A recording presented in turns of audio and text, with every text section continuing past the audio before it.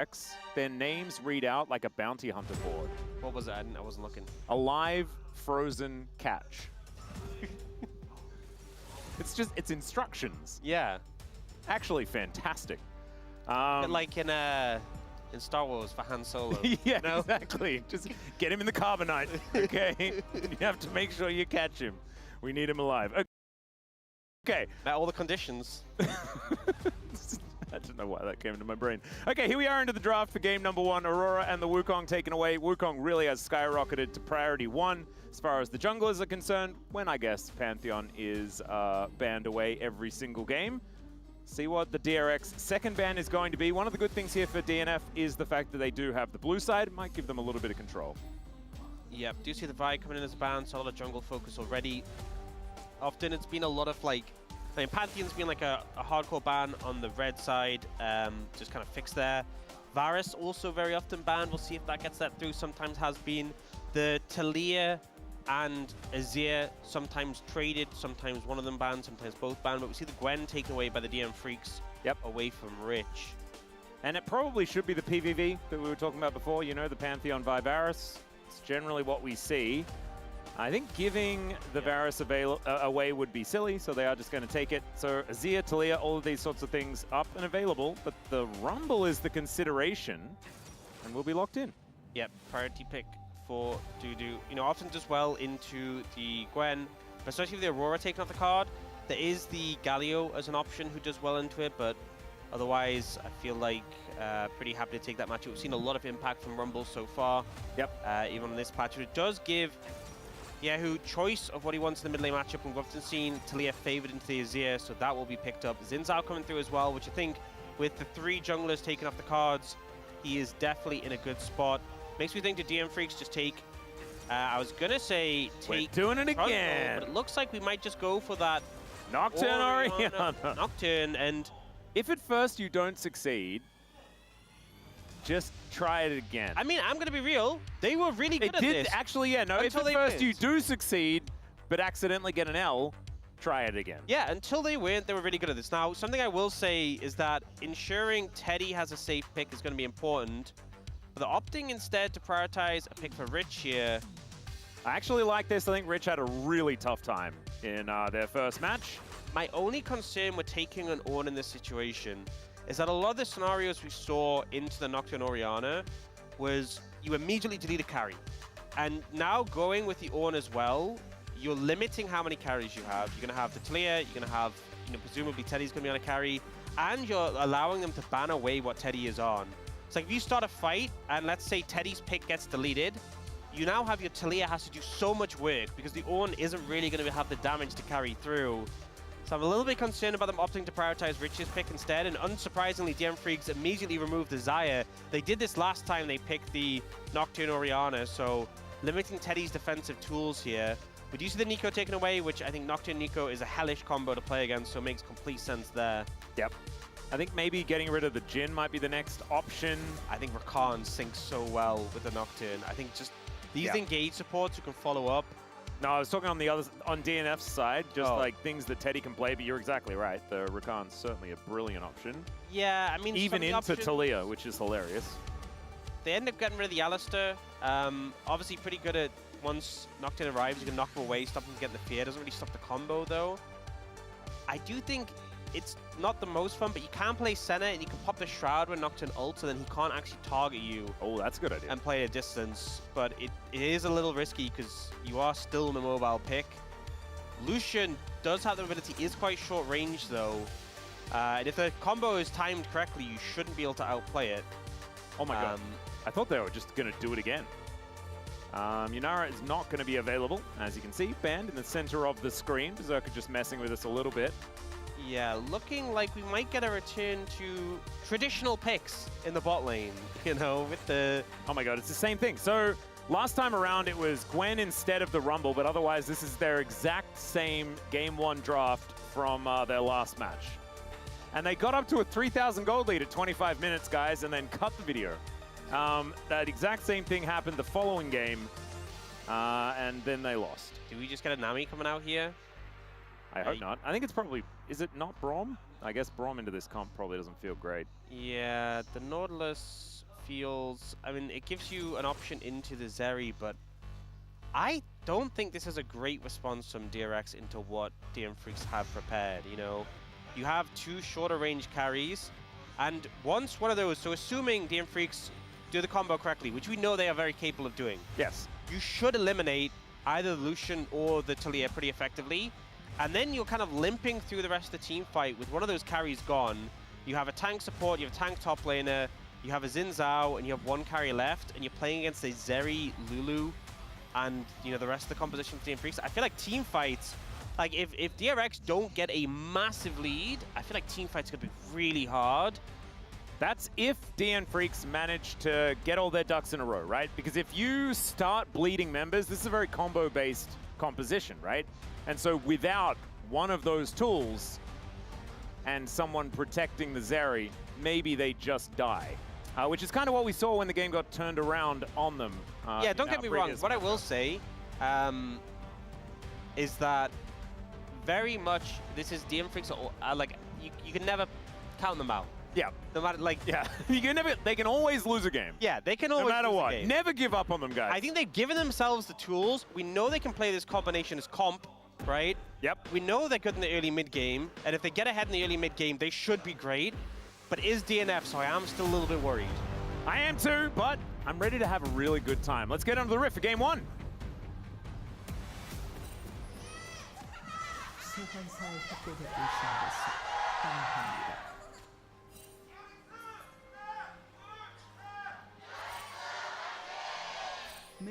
All right, here we are, ladies and gentlemen, on the rift for game number 1. You can see already we have a little bit of a roaming Nautilus situation and a bot lane on, which I'm not sure about. But I am kind of intrigued and excited about. Yep. I do like them looking for an early advantage. I will say the area where DRX has an edge is pre-6 when Kyoshik is obviously on a Nocturne. He's not going to be able to do very much. Yep. You do have the Lucian Nautilus with Ignite in the bot lane. You have a Talia as well, who can sometimes get some melee momentum and move around, although Orianna is good at achieving prio. But if they get something going before level 6, I think that's where DRX can maybe get this game going in their favor. So looking for an angle to maybe invade on the bot side or just catch out someone who's in a bad position, I think that's a good play, but they don't really find anything yet. And I think for DNF, getting information on Sponge early, just tracking with Xin Zhao, the onus isn't on them. They don't really need to make anything happen before Nocturne has that ultimate available. Yeah, it feels like just information is kind of all they really want. Yep. Avoid any catastrophes, stop the disasters.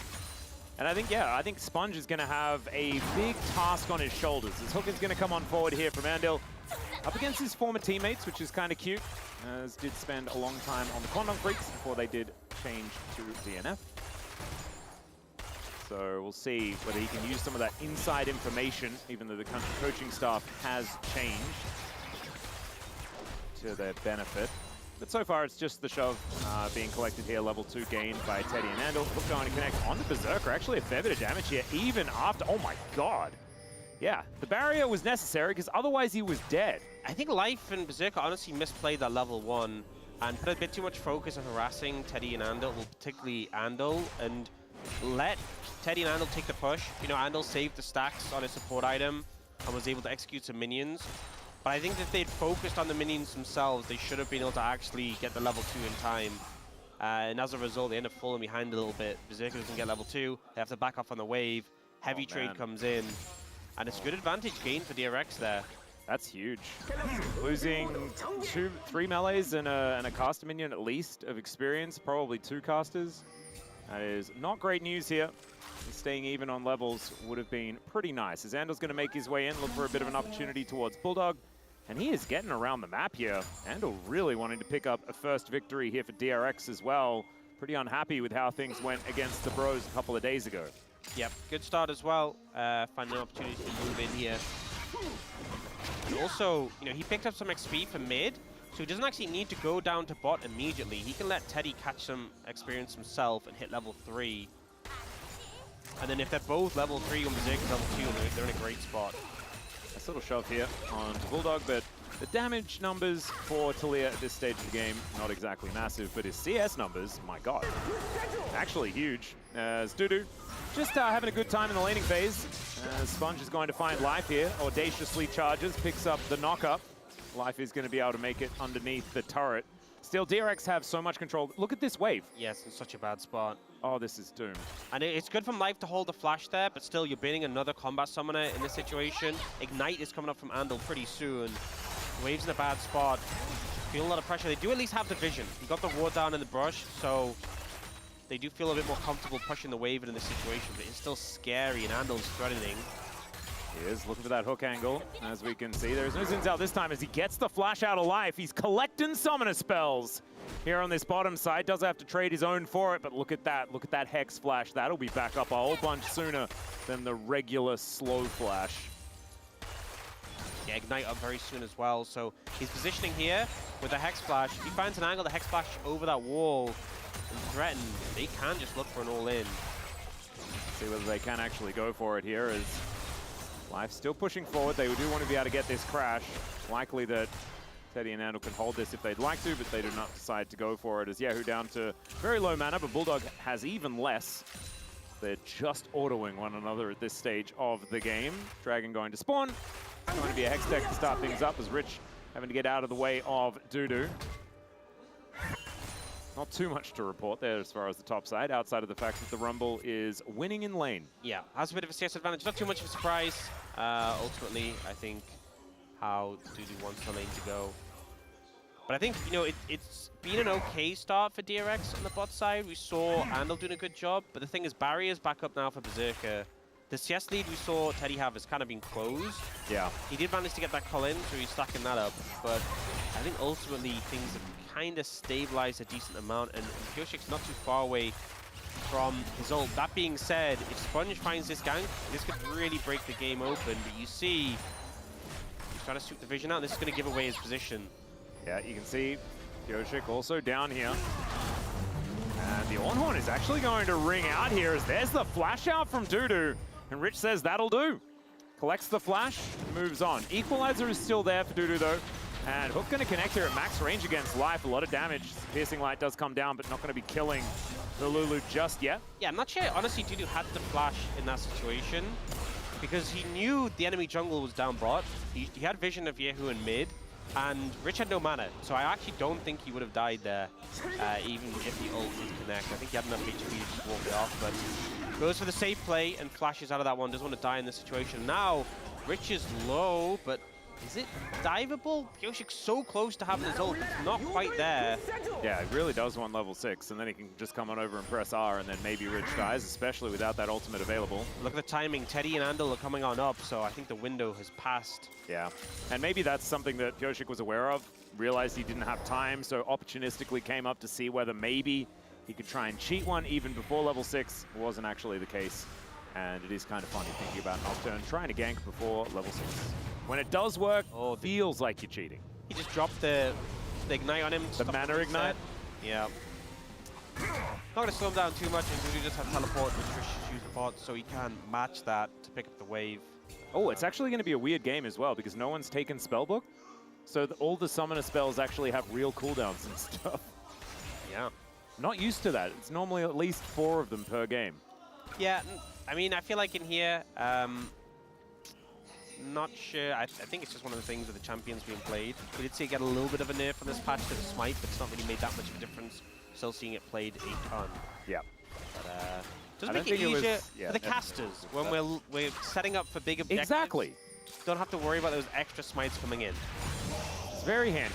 Although it is funny when Rakan gets a smite. Although I have seen Rakan steal Baron with a Gleaming Quill before. Yep. That happened in pro play. That was a thing that existed. It's all right. There's the combo. Flash does come out, but it's not going to really do anything here, and that is a very dead Talia. First blood goes over to Pioshik. Man, the combo doing exactly what it says on the tin. DNF off to a great start as Sponge trying to taxi out with these grubs. Should be able to do so as Life's coming over. Andal there as well. Teddy throws out the culling just to say no, no, no, no, no. No aggression from you guys.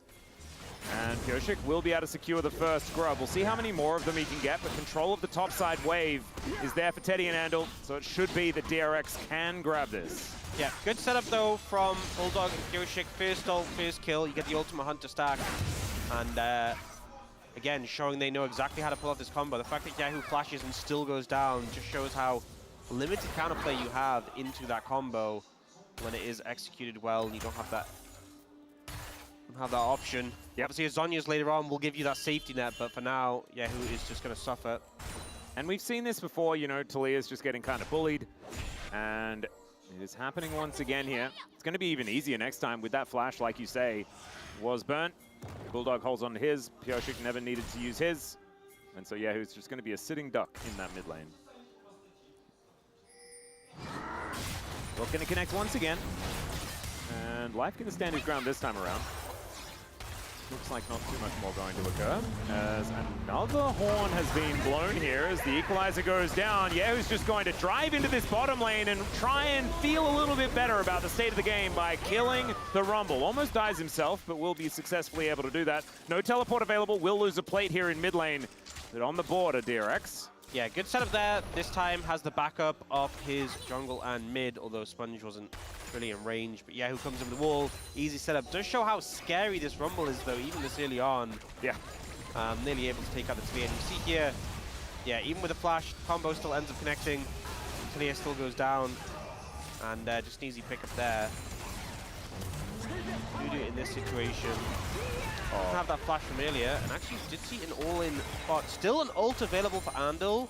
Culling was burned, traded for the wild growth. There is still a heal available for Life, but they are going to back away.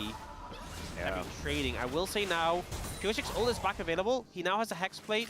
He has that one ultimate hunter stack. We saw that in the last game, where the cooldown is just reduced by so much off this spike, where you can just start spamming it, really. And, you know, we talk a lot about how this build isn't one we're a big fan of, because in pro play, how often are you, like, spamming the ult? You know, it's the Rise Group build, right? Absolutely. It works. You just pop it constantly. And I really want to see that from Pyosik in this game. We'll see what happened. Yeah, it's just a dredge line into the ult. Yeah. And honestly, considering Life only used the wild growth, I think that went pretty well. It's not too bad, although he was sort of forced out of lane. Same thing to be said for Berserker here as the Untals are now completed.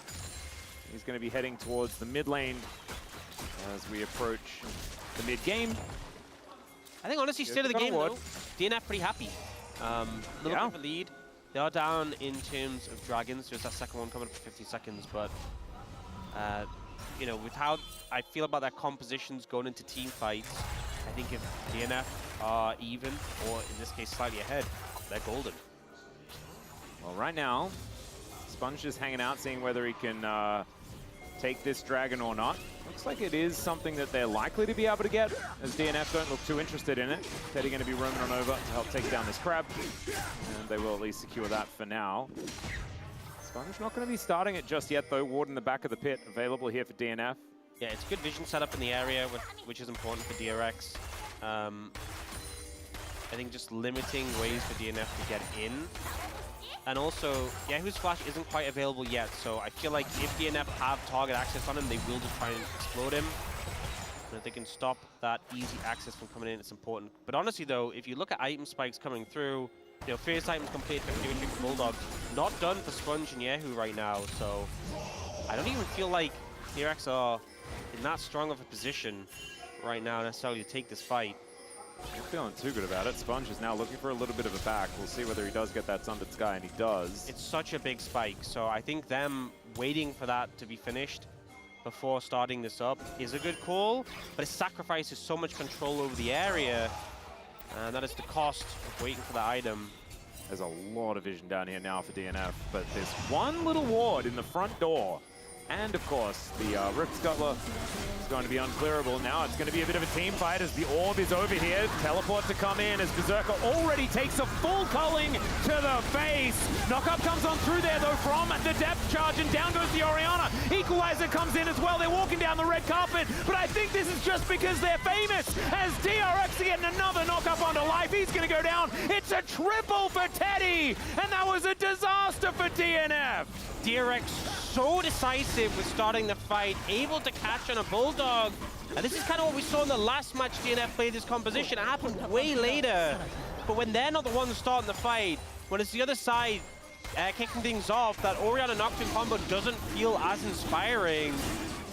You see how it kicks off here. Andal is the one leading the charge, finds his dredge line onto Bulldog. And look at Berserk, he takes a full culling to the face. Takes so much damage here, and Bulldog just gets focused down. They don't really get to make use of the combo. Lucian's so strong at this point. Berserker's never really in the fight, and it's just cleanup time for DRX. Sponge with a Sundered Sky feels so confident. And now 2 dragons in favor of DRX and a sizable lead. They're feeling great. They are. At their current position. It's a Cloud Soul as well, and so that's always going to make you feel good, especially when you want to be repositioning, making sure that you can stick to your targets. Xin Zhao feeling very happy about something like that. Dudu and Rich facing off, and look at this, like, yeah, Rich is feeling a whole lot better here in this lane. He's got his Rooker done, no worries at all. DNF gonna need to find another one of these combos, something else that can help things out, or maybe this is part of the strategy, Ox. Because what happened last time at around 25 minutes? They had, what, a 3,000 gold lead with this composition? Seems like a gold lead is a problem. And they've solved that because they do not have a gold lead anymore. They definitely don't have that. So, you know, we can't have the exact same trajectory as the last time they played this comp. But, yeah, I'm not sure it's the greatest strat. Yeah. That's my, some napkin math, guys. Teddy now as well. Finished Navori off that last fight. Got a huge influx of gold. Oh my god, it's one entire item ahead. Yeah, he is really dangerous. Okay, well, they're not going to be fighting for this Herald. I just don't think that's going to happen. Sponge going to be able to poke Shelly in the eye. They will be able to lock this one down. Information is given over. That information, there's nothing that they can really do about it. Dudu going to be down here towards the bottom side of the map. Might spell a fight here as DRX are all grouped up. And DNF will just back away. And not going to be able to grab this turret. I think now you're in such a scary position because if you go for the engage and you don't kill Teddy, he's just going to decimate your team.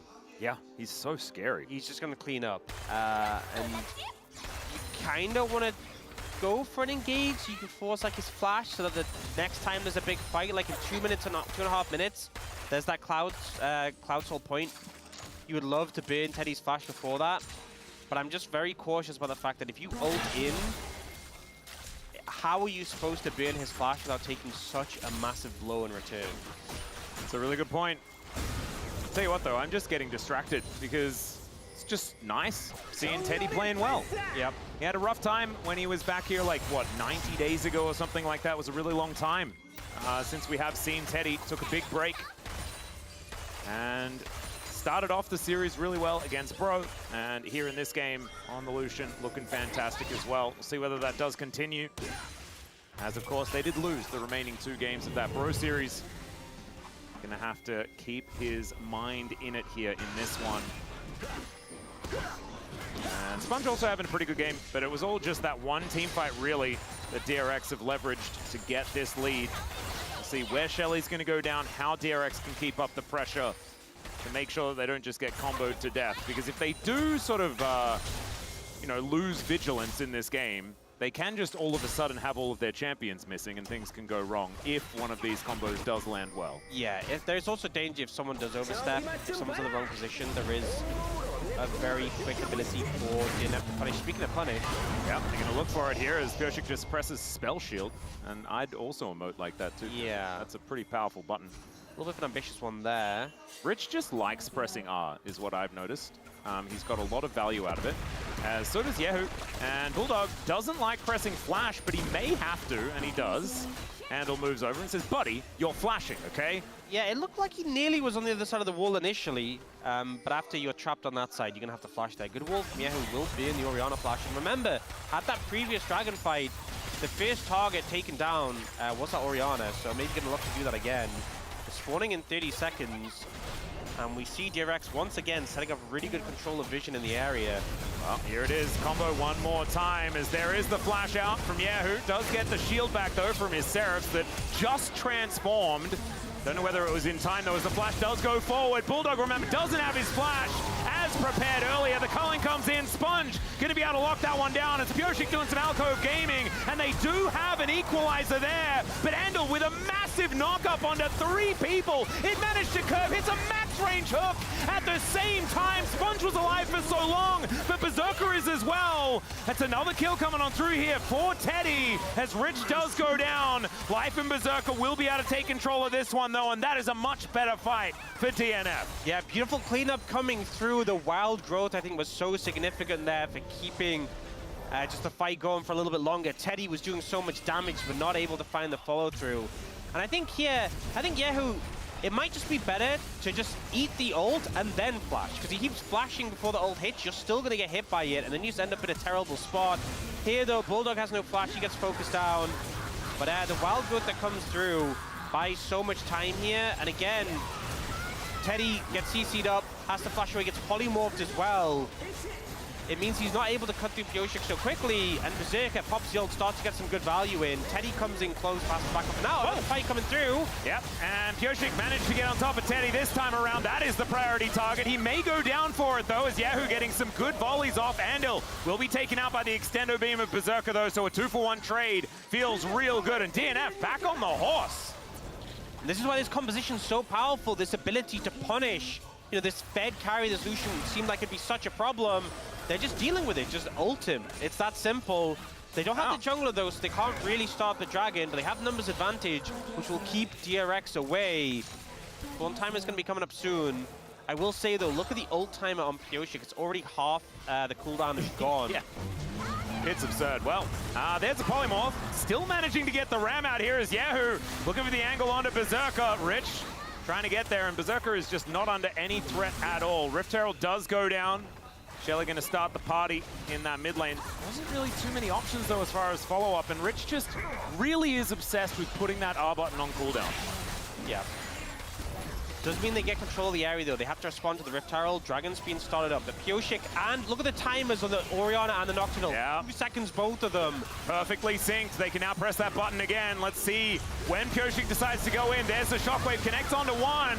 Knock-up is decent as well from the wild growth as the culling this time is going to cut through them. Teddy's at full health, but I don't know whether the fight has much left in it as the wall comes down. Andal in a little bit of an awkward position. Pyosik is kind of running for the hills. Yahoo just dies to basically the wolves. What was quite going on there? Life is also dead though, which is ironic and sad here for DNF. And that is sole point also. No, is it? Yes. Yes? No. For DRX, yeah, it is. Yeah, it is.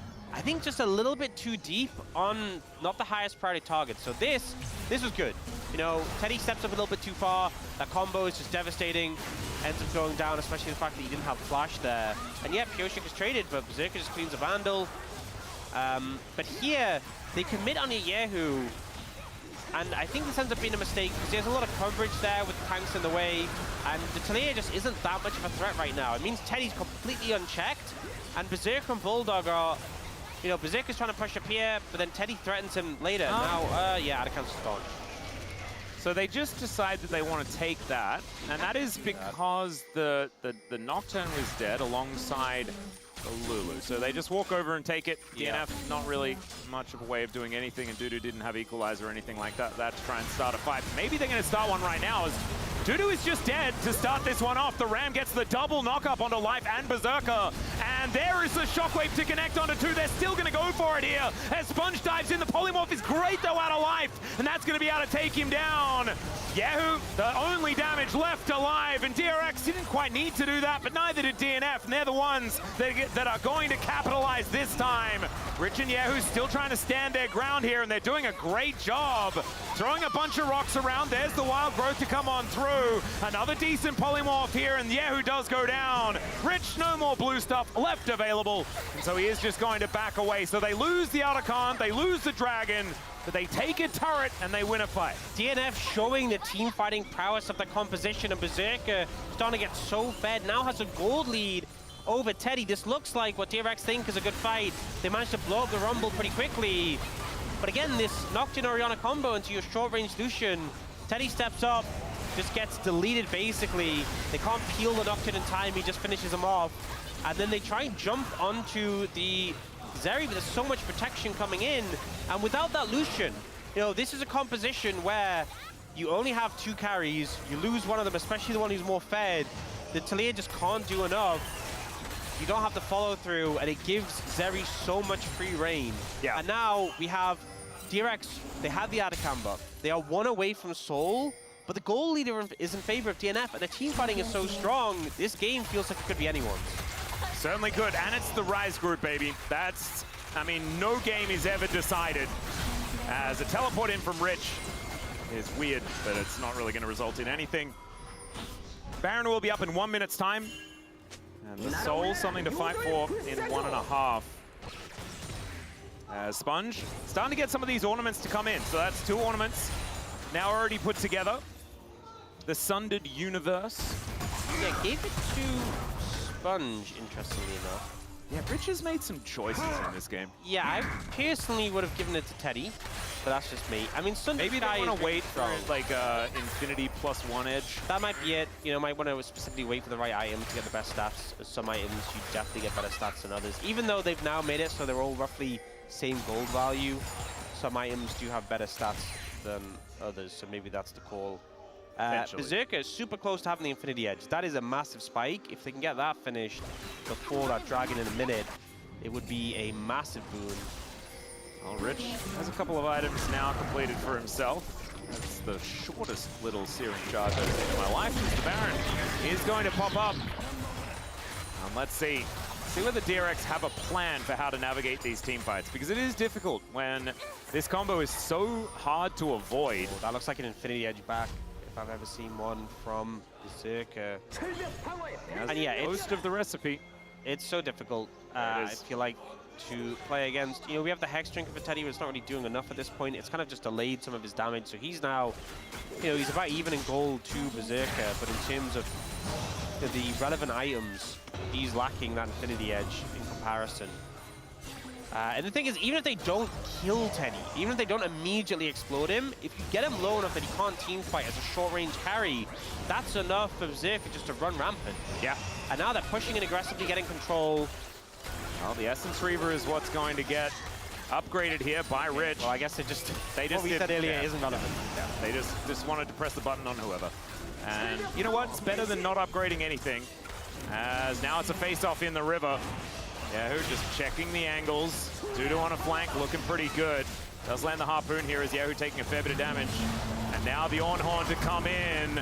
They do just split them apart. The wall does come down as Sponge gets in here. It is Soul that's on the line as the Shockwave is a drive-by. As Pureshik gets into that back line, it is going to be the Soul secured here by DRX. And the fight is entirely split. This is absolute insanity as Teddy goes into melee range with Dudu, and it kind of works out, I guess, but now he's by himself. On the other side of the fight, it is a catastrophe. And so someone gonna have to try and kill him. They need someone to walk up and actually fight Teddy, which is what they're struggling with right now, as the polymorph is going to wear off. Teddy now just trying to take the fight to them, and Berserker will be able to do it here. They wait for the barrier, and down he goes. Cleanly played in the end there, as DRX do manage to secure the Soul, but they'll trade that for all of their lives. Yeah, considering the situation was the combo didn't go up correctly, you know, the ult was too far away. The ult, like, it activated before he could reach Teddy. We'll see what happens. So Pureshik ends up going for Teddy, but because he's so far away, the ult actually goes off way before he reaches him, like in the middle, as a drive-by. And despite that, they still win the fight because Teddy gets feared. We see Yahoo just get deleted by Dudu. Everyone gets chunked out and Berserker's running people down. And Teddy, he's trying to 1v1 Pureshik, who just flashes away. Yes, he just killed Dudu, but Dudu's already taken down 2 targets. His job is done. And then there's this awkward moment where he's trying to kill someone, but everyone's just waiting for life to get there. Who has the CC and shielding to make sure this is done safely. And up until this point, it was actually an even trade of kills, which is kind of crazy. I didn't see that Rich and Sponge just kind of limped their way out. and we're kind of fine, as here's the combo once again. Equalizer to start it off, but it's just an attempt at a guaranteed turret. Rich looking for a little bit of a turnaround play though, as Berserker will get knocked up. Sponge goes in, but immediately he has to run out. They get a decent shield. Pyosik in a bit of trouble, but Teddy has to back away immediately. And the redemption keeps DNF healthy. You know, DRX backing away. We got a natural shockwave there. 3-man from Bulldog. Didn't get the combo. He threw out a big one, which it did a lot of damage, but it also meant Teddy was like, okay, no combo available. I can finally play the game. He tried to step up and immediately lost like 60% of his HP. Starting to really feel not only the gold advantage for DNF, but the limits of playing the short-range Lucian into this composition. DNF managed to get a tower they get what they want, and feeling more and more confident in this game. 5-0-4 on this Zeri, but also the Orianna damage starting to feel really threatening. And this is a short-range composition for DRX. You step up into the Orianna, you're getting chunked so heavily. It's now a level 16. That shockwave is doing so much damage. No, it's absolutely absurd. You can see it's gold leads across the board, the largest of which being on these combo makers, Pyosik and Bulldog. I'm still feeling like this one isn't over, especially when there's Otacon, there's Dragon Soul. Yehu just stepped up mid lane, and I immediately looked at his inventory like, you must have a Seekers to walk up like that. Yeah. Yehu does. So he's going to try and play the bait. We'll see if DNF have pressed tab. Well, this is the test. They need to convince Pyosik to still press R on him, because I think as soon as they press R on Teddy, the team fight is kind of over. Yeah. Especially with how much extra money Pyosik does have. 2.5 items now completed here for the Nocturne as well. So DRX parking themselves in mid, just looking to play defense. They still haven't taken a turret, which is probably why there's such a large gold lead. It's just so funny how Yehu's just like walking up, like ult me, ult me, ult me. Yeah, and he's yeah. like just hiding, like just refusing to show up. Well, there's a like Hex Flash in, I think, as the Shockwave just going to be used onto Andil alone. The Equalizer goes down. That's going to be enough to take down the Nautilus, as now the paranoia sets in. Pressing guard to come on through there, and there it is. Pyosik does decide to go forward, but there's no Shockwave, there's no combo. And yes, they kill Andil, and that is all that is actually going to occur. Felt like it could have been better there for DRX, but DNF still going to make it work. Considering the deficit in this game, DRX have to be pretty happy. Yes, they lose their support, but they get both summons from Berserker, and DNF aren't in a position to translate this into a Baron. I think all things considered, you know, you keep all your summoner spells, you take some big ones from your opponent. The kill gold from Andil is kind of irrelevant at this point of the game. I think this is it's a very small victory, don't get me wrong, but you'll take it with how delicate the game situation has been. You don't lose anyone major, you don't lose the Baron. Elder's coming up in about a minute and a half. They also don't lose the arm guard as well. I actually thought that Yehu might be forced to use that even if Pyosik just goes in without the Shockwave. You've maintained all these significant cooldowns. Yeah. And again, losing the summoners for Berserker is relevant. Baron's up, Elder in a minute. These are things you really have to pay attention to when you're looking towards those major objectives this late in the game. And I think DRX kind of got everything they wanted.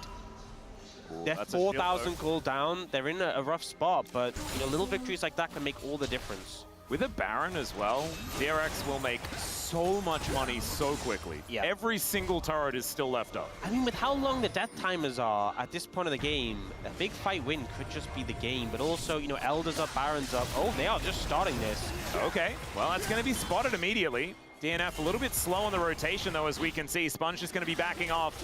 They're looking for a turn. They do not want to flip the game right now. Yeah, the Redemption's used there for a second bit of vision. You always have to be, I mean, against a Nocturne, it's so hard to willingly commit to that Baron when he can just fly in. Leandri's going to get upgraded there as well. Wait, Elder's not for 10 seconds. They're just going to maybe rush the Baron and hope to get to Elder in time. This is a risky play. This is very risky. Maybe they just hopefully... Well, I mean, they're going to trade Elder for Baron is what DRX are opting into here. But they could just get Ace. And they're not going to make it to this Elder at all. And so Elder is going to get secured here by DNF. It's traded for the Baron. And Elder is better in a fight, guys. Yeah, the reason this is really dangerous is because clearly the hope of DRX is that, well, you might have Elder, but without Baron, you can't really push. Yeah. But I think you can honestly just dive. With the power of Elder and the Nocturne Ori combo, if you're stepping up too far, you can just dive with the Elden. I think you can win the fight off the back of that. And the thing is, DRX can't exactly push themselves. If you step up, you will just die. So I think, you know, I can understand the reason behind the play. You can understand the logic to go for the trade, but I think it's a risky gambit to go for. And we'll just have to see if it pays off. Rich is going to try and step up here, but if anyone squishy does walk up, this could end up backfiring massively. Yeah, and we're going to get a bit of information here as he puts that ward over. It's only going to be working for a limited amount of time. How far back? Yeah. He's like, I cannot be on the screen. He cannot see me, otherwise I die. He's got a cute little hammer in his back pocket as well there, as you can see. And He's just the Hex Drink is still there. Refusing to be even vaguely on vision, which is 100% the right play, but it's just very funny to see. It is basically odd. Sitting on the fountain at this point. Well, DRX now just going to continue putting Rich here, saying, Rich is the target you're allowed to engage on. Maybe dive him. Dive him, DNF. How do you feel about that? And you know, if it keeps going like this, then it's going to end up working out. Yeah, the Elder is not going to do anything. However, the Baron is also not going to do anything, and then we're going to have to do this again. That's what I'm seeing here, and I don't...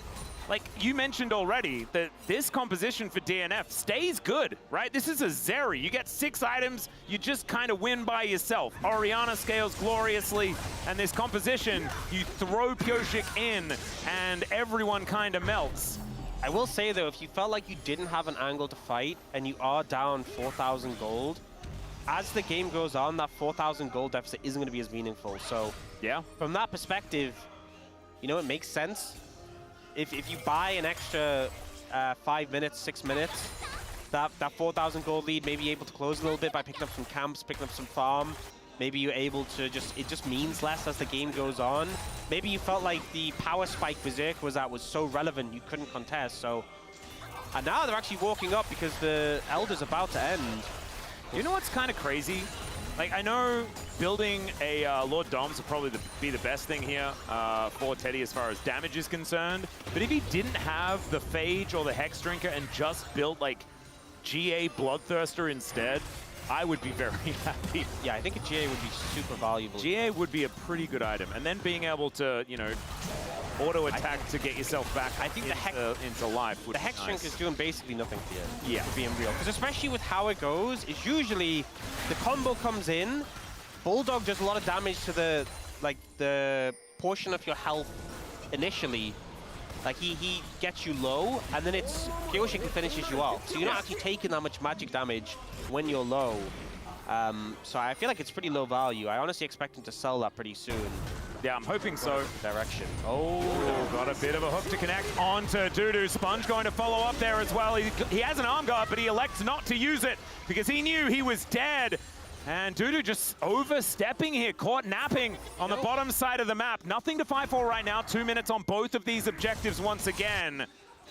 But still, it might be a turret finally going down for DRX. Look at that, making use of them grubs here at 36 minutes. Yeah, finally getting some value from them. Able to take the tower. That mid tower is pretty low as well. Could maybe look towards that. And getting some value. Closing that gold lead a little bit. And maybe this was the thought process. You know, if we trade those objectives, we extend the game and we just give more opportunities for DNF to potentially throw. Yeah, that's what it is. It's a safe bet. You know, the longer the game goes, the more chances there are for DNF to eventually make a mistake. And time has proven that often does happen. Well, now we've got a Void Staff completed here for Yehu. Let's see what the item choice is for Teddy. It's a Black Cleaver. So they're going double Black Cleaver in this game. Used to be a very popular item on Lucian. Hasn't been as much more recently. I guess maybe the thought process is, you know, it applies well with the culling, and it's difficult for him to get up close and personal. Yep. You get health with it as well. Yeah. It feels, I guess, nice. But I don't know. The build feels weird. Does give him that ability haste as well. And as you said, the health. But I think selling the Hex Drinker and getting a GA would make a lot of sense later. Do you have Zhonya's picked up for Bulldog now? Zhonya's in both solo laners. Berserker trying to get that final item completed. Hasn't gone for Pen himself. So Rich, I would say would feel tanky, but he's pretty low econ right now in comparison. Yeah. Approaching that third item. And Berserker now has that GA, so this is Zeri fully online. It's really weird because Rich and Dudu are both about as low econ as one another. As you can see, there's 100 gold between them here at 38 minutes in the game. And so there is at least 3 items done for Dudu, but this Rumble is not one of the more fed ones that we've seen. Yeah. Kind of relying a lot on the base damages. Level 16 ult combined with, you know, Bloodletters and Leandries is Oh, it's still going to Locket of the Silver Solari here as well. Upgraded the medal, I'm pretty sure, as the ornament has been completed. So that's all of them. Looking for a little bit of an angle here, as DRX this time parking themselves towards the Elder. Vision does come through. There is a hook to connect. Oh my goodness, Dudu this time manages to go golden, but the knockups are going to come through from Rich. He's just standing his ground as Teddy, not even worried. He's flashing forward, and there's the depth charge. DNF falling apart at the seams as Berserker is flashing over, but this time Sponge does not care, and that GA is not going to be guarding anything. And just as the complete opposite of what we saw before, it is only Dudu left alive. It's a flash forward from Yahoo, says not even that will stay there. DRX, I think, just won the game. And it just feels inevitable when it gets to those late game situations. DNF have their struggles, and DRX find the clutch window to close it out. It's a 5-0 in the late game team fight. They managed to get the picks, they managed to get the cleanup. Berserker on this fed, Zeri can't do anything, and it'll be a 1-0 lead for DRX in this series. Teddy playing it really, really well towards the end there, but I have to say, Rich loves pressing his ulti button. He managed to find a bit of an angle that time around, was frontlining beautifully, and DRX just pushed forward for the win. But man, that was grueling. Yeah, and it just feels like, is this going to be every DNF game? So this is the thing that I'm really worried about, because we used to see this from this team all the time, and in fact, it was a thing with CVMAX teams all the time. CVMAX is now on DK. Why are we trying to force this composition over and over again when we could do maybe something else? Just change it up just a little bit. Yes, maybe you've practiced this one a lot, and it has worked out in scrims. Maybe it's just not the stage comp, you know? Maybe you think it's the comp that's the issue? I don't like it. You don't like it? I mean, I do. I like combo comps like that, but I feel like it's a little bit of a gimmick. And yes, this time Berserker does a whole lot of damage, but there's not a whole lot of peel. There's no, like, big tank. And look, there's no damage on DRX. They didn't really do much of it. They still won the game pretty comfortably. Yeah, I think just some decisions towards the end did cost them. I guess there was a 4,000 gold lead this time. Yeah, and they kind of face-checked a little bit at the end. Got the ult onto Yahoo instead of onto Teddy. Yeah, I don't know. I'm an outcome-focused assessor. Oh, I do love that. You know? So I see 2 losses in that comps column, and I'm thinking it ain't working. We're going to go to a short break. When we get back, the space is going to tell me what is actually going on, and then we're going to get into game number 2, I hope.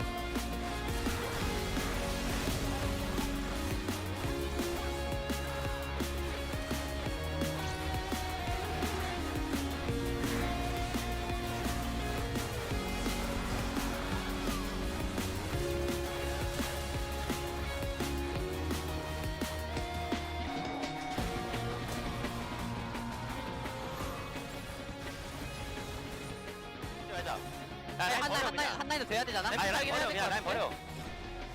라인 버려. 라인 버리자. 확실하게 하자. 확실하게 하자. 일로 와 그냥 일로 와. 일단 이거 한 명. 야 러브 끌게. 얘 주자. 빨리 내 말았어. 천천히 빼면서.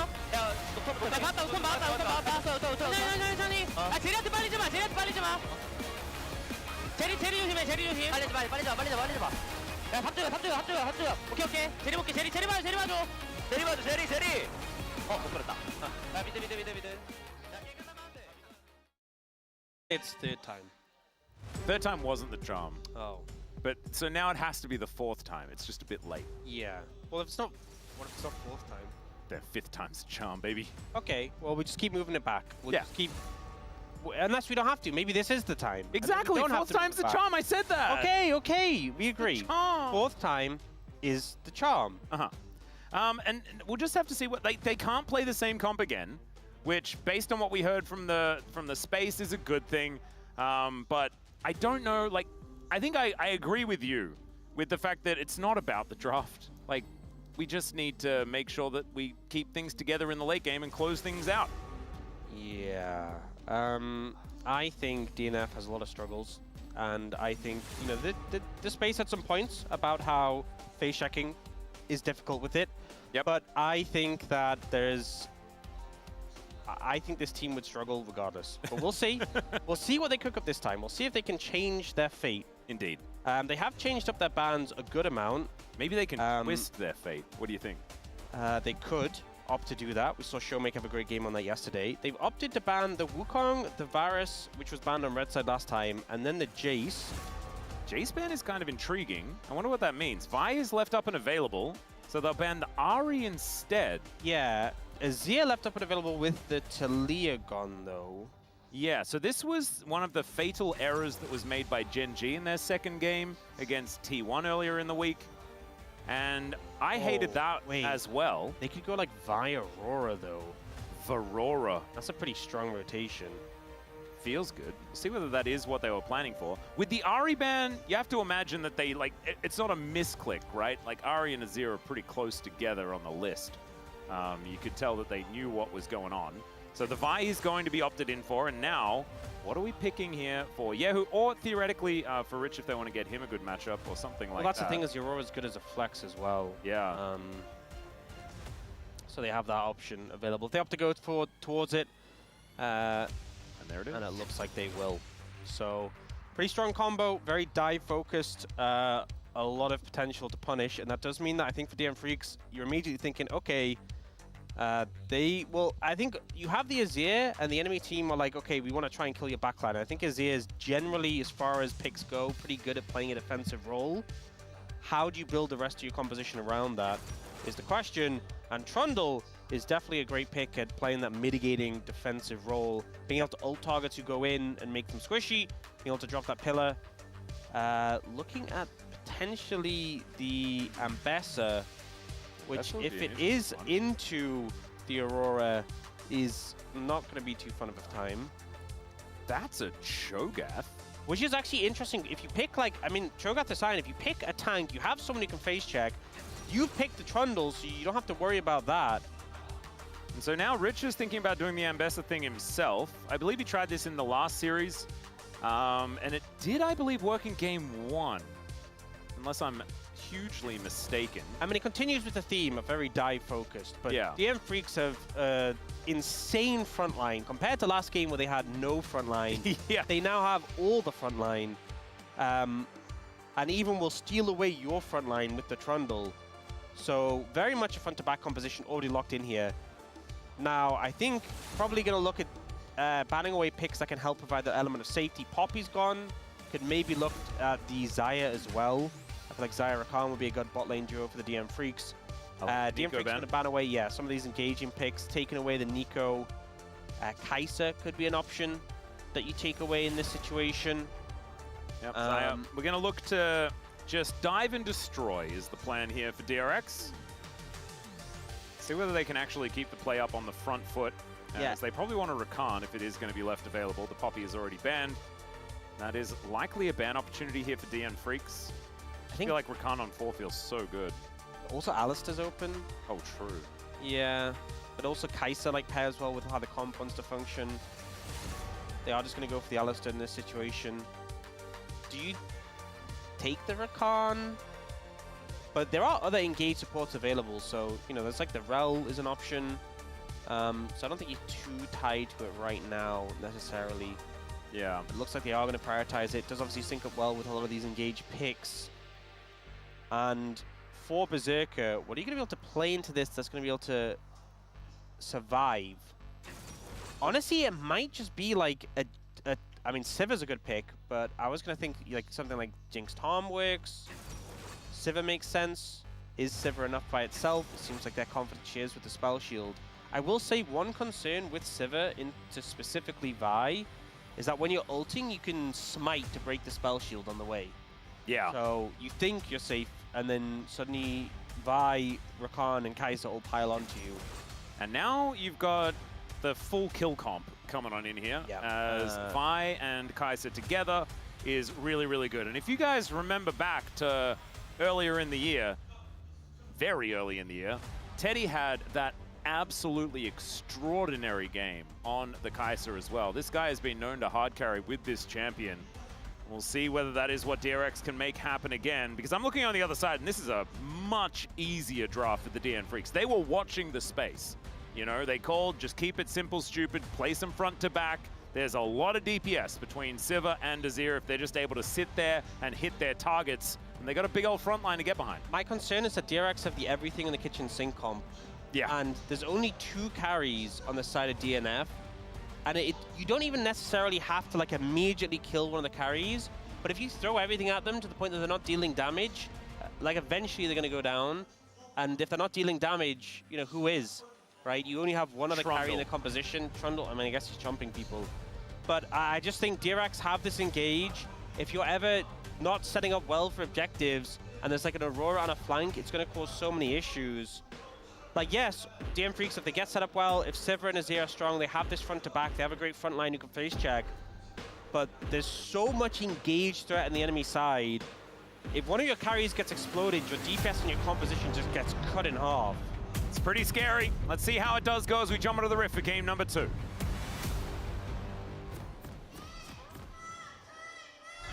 시간사의 학교에 오신 것을 환영합니다.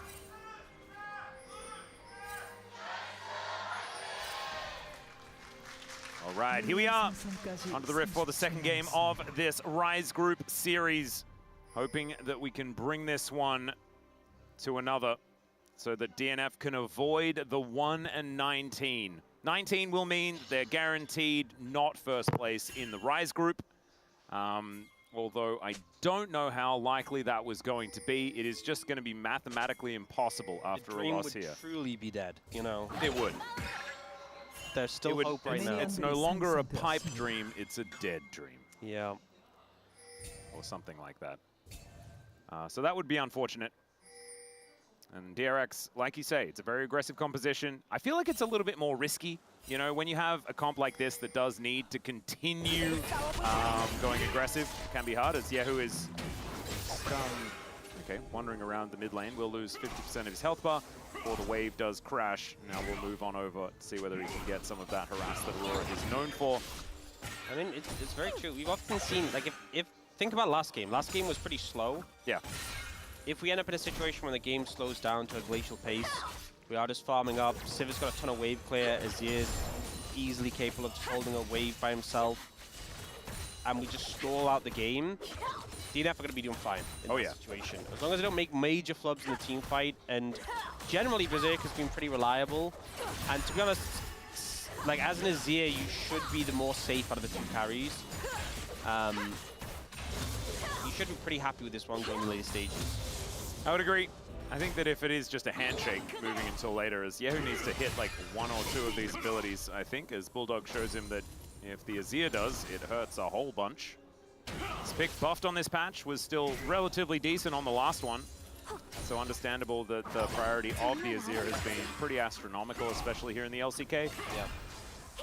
I feel like as well, He's found a lot of success as well. In round 1 and 2, we saw Talia often doing really well into the Azir, and we saw it's kind of like, okay, Talia, if Talia's open, you don't feel as comfortable about the Azir. Teams were picking it anyway and kind of losing. But now, especially after we had this little break of internationals, teams were picking Azir into Talia and having a lot of success, and it feels like teams just don't care as much about the Talia response. Yeah. And especially in a situation like this where there isn't a Talia response, Bulldog is feeling pretty great. We do get a quick back coming out from Yehu to pick up the Dark Seal. Yeah, he did miss one CS. There's a flash forward on the bottom side of the map as Life gets that crash down shield. Heal comes out from Andal as Teddy taken down to 3,500 in the HP department. He will expend a lot, but they do also have to go back home. Yeah, I think Or with stay alive at pressure least. in lane, Life obviously gets a Hex Flash available. Not too concerned about banning his flash there, but forcing Teddy back. And it's also really hard as a Rakan to peel in that situation because you're playing into a Sivir with Spell Shield. So your grand entrance does kind of just get negated if you go for it. Yeah, didn't quite work out there. Still, back does come on through here for Teddy. Doesn't elect to go for a cull or anything like that. It's going to be a longsword towards this bottom side. As Yehu just looking to try and hit a button or three. Life just seeing whether he's going to overextend. But Bulldog having a great time in this lane. Yehu just looking like he's a little bit frazzled is what it kind of feels like. And Life is going to capitalize on that. As Yehu with some weirding, but does need to get out of the way of the horse pants lady. Shattering Strike comes in, but that's a decent little buffer, and he gets himself out of the way. What a pillar, honestly. That was a really nice pillar from Pyoshik. Got some airtime on it, you know. I feel like if you get like the precise placement, it does get that knock up, like the. And you get the extra physicality. Satisfaction from the amount of airtime that you get, Yes, because like yes. the better it is, the more they get knocked back. Oh Yeah. that was a real good one there from Pyoshik. So getting the flash out of Yehu, precisely what they Test want. of a Trundle player, you know. It's the high skill capability on the champion. A champion who just mostly spends his time running around chomping people. Yeah, and making weird colored circles on the ground. And then the pillar is the cultured ability where you really show your stuff. Well, Pyoshik's always been a bit of a Trundle player. Even when he was back on his other teams in the past. One of them being, in fact, this one right here in DRX. So some crossover for a lot of our players. But yeah, just trying to get his wave sorted out. They will go back home. Just feels like DNF have a bit more control in this early stage of the game. Yeah, I mean, both bot and mid going pretty well. And Yeah. if you get Berserker and Bulldog ahead, that is exactly the win comp for this composition. Get them some early momentum. Especially when you get to the point where if they get enough of a lead that they can itemize a little bit defensively. If Bulldog is in a position where he's fed enough that he can afford, you know, a Seekers or a Zhonya's going into bigger fights. If Berserker can potentially get towards, you know, major spikes and then also have like a GA, that's when you're feeling like the game is just automatically won.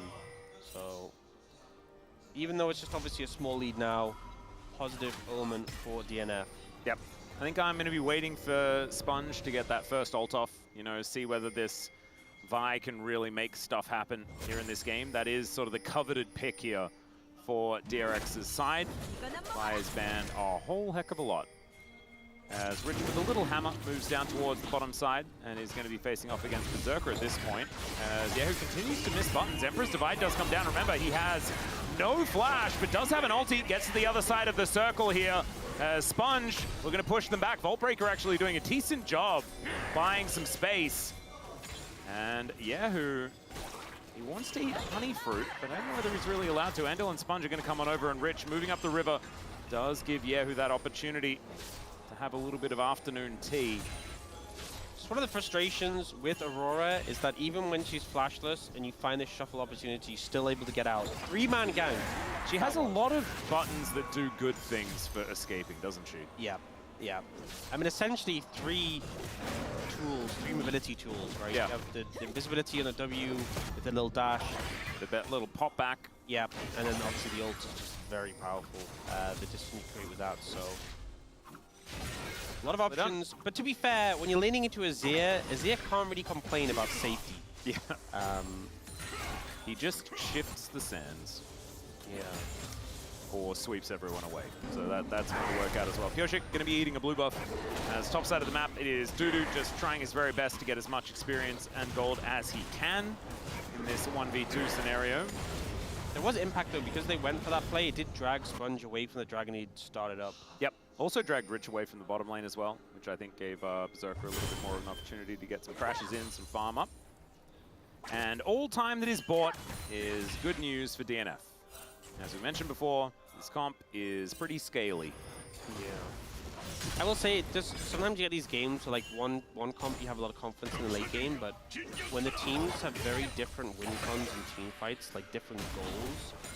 And it's also not at the part that's good for DRX yet. I don't think DNF are even into the woods yet, you know, let alone out of them. The mid game, like the time spike for the Kai'Sa is really big, but like even in the late game, if Bulldog or Berserker make a fumble and get caught out by this engage comp, even the later stages, you can still go right. Do you see play gank? Yep, and Trundle graded these. Well, Rich is going to look for a little bit of a public execution angle, as Yahoo does find a control ward. 2 of those plates do go down as Dudu and Sponge doing some battle here. That will be the smite utilized. So 3 grubs go over to DRX in exchange for these 2 plates they picked up for mainly Berserker. Sponge now looking for a dragon. Was waiting for smite cooldown there. Didn't want to flip it. Yeah, it was pretty cute actually. DNF will just take this dragon as well as those plates, so I think pretty positive trade for them overall. And we saw last game, giving over dragons caused some issues. It did. So early priority onto them. It's a good adaptation. Good to see. Don't just give 4 dragons over the enemy team. It can backfire. Maybe that was the main thing that they learned, as Teddy actually has to use the killer instinct here against Dudu. 1v1, not necessarily looking fantastic here for the Kai'Sa. It's all for ult, so I don't think he's too pressed. I guess that's good. I didn't notice the ult to come through there from Dudu. That should be alright. This time, yeah, we're going to be up like the amount of times we've seen Sion just flourishing in these lane swap situations where he ends up 1v1 against AD carry and then has solo kill potential for some reason. Yeah. Just some Sion stuff. Just vibing. I feel like he has such a unique position as a tank because he just has so much more early power, so many other tanks. His buttons just do so many things as well. Yeah. The fact that Roar the Slayer has armor pen is actually kind of silly. That's the thing that kind of bothers me. That's alright, Yahoo looking for a little bit of an angle, but they do not get it. Andel's been pretty quiet this game. I felt like he was pivotal in the previous one on the Nautilus. This time around, a lot of facilitation, not too much of any sort of engages just yet. Sunfire Cape is now done. First item in for Dudu. Don't quite have Eclipse yet for Rich. Such a big, big item for the Ambessa. Trying to have it just yet. I feel that spike's such a massive one for that champion. Oh yeah. Just abuse shields. That's the way. I know, Kit already did it. You may as well get an item that does the same thing. Let's go. But things are just really slow. It is well and truly slowed down. And I think that has benefited DNF, especially Dudu. Look at this lead, man. It's kind of crazy. He's vibing. He's up 2 waves against Rich. And you know what? Oh. This is a good time to remind that DNF are the slowest team. Yes. They just regularly have the lowest kill games in the league. Berserker is just going to spell shield. Sometimes you got to test the button, and the button was there. Andal discovered it. And Pioshik ready to sunder some Sky. So going for the sundered Sky build instead of the Trinity Force into Deadman's Plate that we've been seeing a whole lot for the Trundles. A little bit of a different option here for Pioshik. I think we saw this the other day, the Sundered Sky going first. Maybe they've moved this. I agree with it personally because I think Sundered Sky is broken. It is a pretty silly item. I do like the idea of Trundle just being able to run under an outer turret and just murder an AD carry if he just has Trinity Force. Yeah, but I just think just the random healing you get in fights. It is very silly, you're right. And he also just loves healing anyway, so you're going to be building Spirit Visage, so you're only going to make that healing better. Yeah, and you just get so much damage. There's always just... I feel like the meta is so often just defined by just unreasonable bruiser items, you know? Yep. We've had them so many times. There was Gore Drinker. I think Atmogs was the first one. That was a good time. He'll got a little bit of a scuffle towards the bottom side. Grand Entrance going to connect onto Life. But Pioshik, Sponge, Andal, and Life are just all relatively tanky, so not really too much of anything here. Sponge just waiting to see whether he can get a smite off, and he's not going to be able to do so. So Pioshik going to be able to clear that one away. The first major objective of the game. There it is! The blue buff. Next objective going to be in 1.5 minutes, and that's going to be an Ocean Drake. So if they have to fight over that one, or if something more trading. Although the Herald is in 2.5 minutes, so probably not. Yeah, well, it's another Bro and Brew scenario. But Bro on here. They're not, but their essence is always here. in the Bro and Brew. And DRX was certainly part of that, as we saw only the other day. They defined it a while back. As Teddy has his Kraken Slayer now, newly buffed on this patch. Kind of cute. I've been seeing a bunch of different first item choices for the Kai'Sa. Don't believe this has been the most recent, but it works. We did have that period where everyone was going with the crit Kai'Sa, and that's kind of died out a bit now. We still see it occasionally, but it's a lot more for the on-hit Kai'Sa. Yep.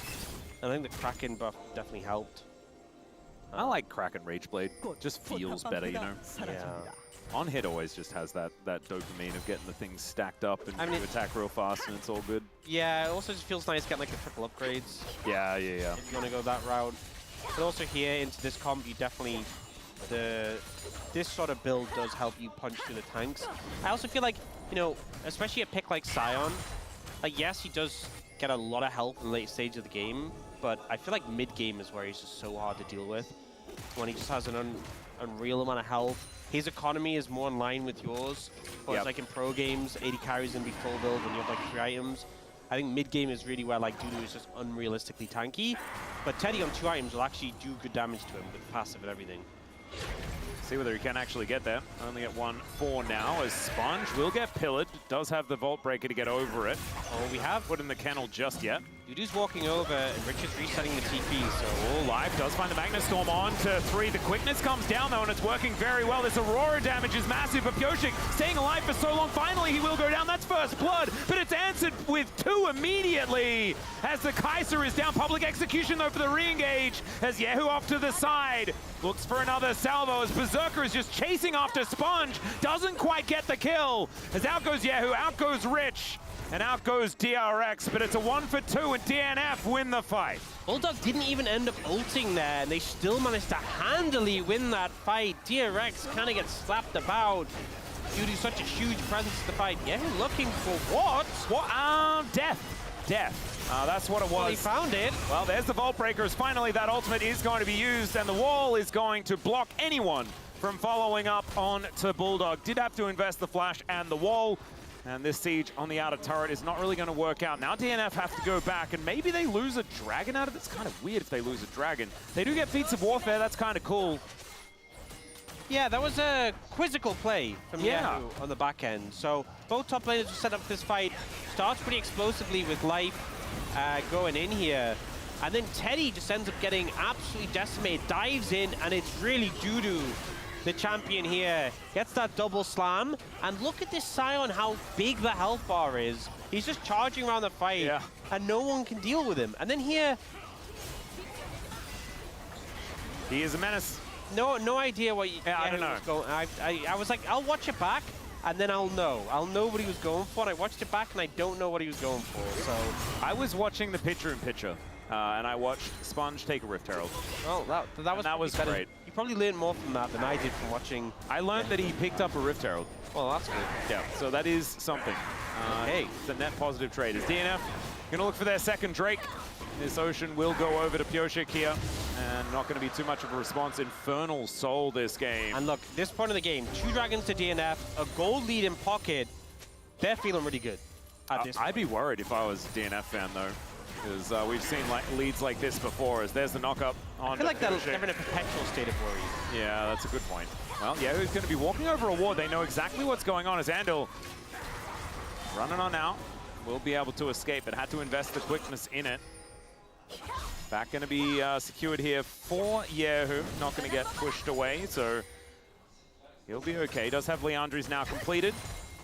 The color scheme of Kraken Slayer and Sundered Sky being exactly the same is kind of weird, isn't it?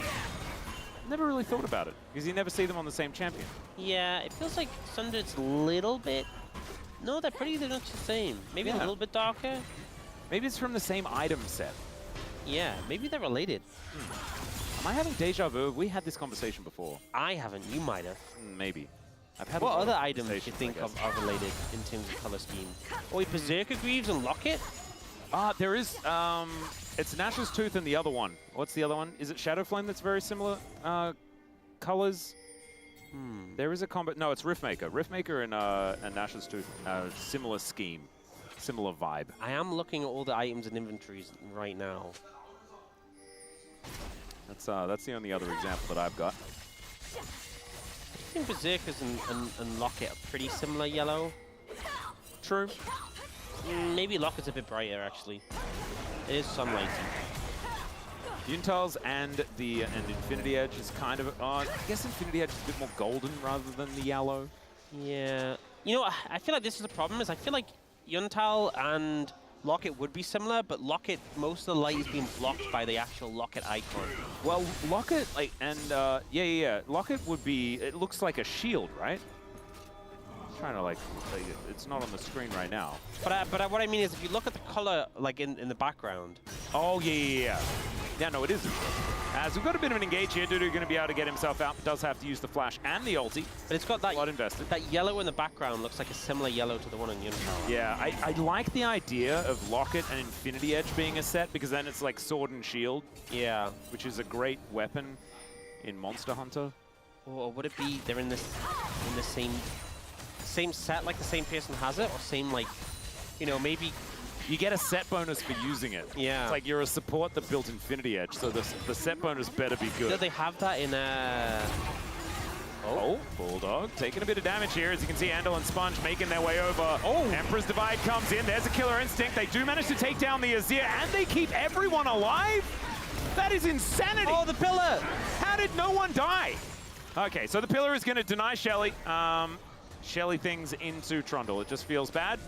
So, I mean, for one kill, not huge reward, but because of the TP, the turret comes in. I think DRX pretty happy with how that one panned out. Able to punish the Azir. Not bad Finally at getting all. some value, getting something going. This composition that we really wanted to see spike in the mid game. Looking to hopefully make some progress here. Yahoo finds a bit of an engage on a Bulldog, and then, I mean, this is the power of that Rakan Vi combination. Yeah. And just able to battle dance his way out. He went so low, I was really sure that Andal was going to die. But he didn't, and it was okay. Yep, and now we have Arakan is up, but on the opposite side of the map to the dragon spawning in a minute, so... Ooh, another set item, by the way. Quick Blades and Unending Despair. Looking very similar. Don't know why you'd ever build those together either. Yeah, maybe a little bit darker purple from the Quick Blades, I feel. Anyway, Arakan's been started, so...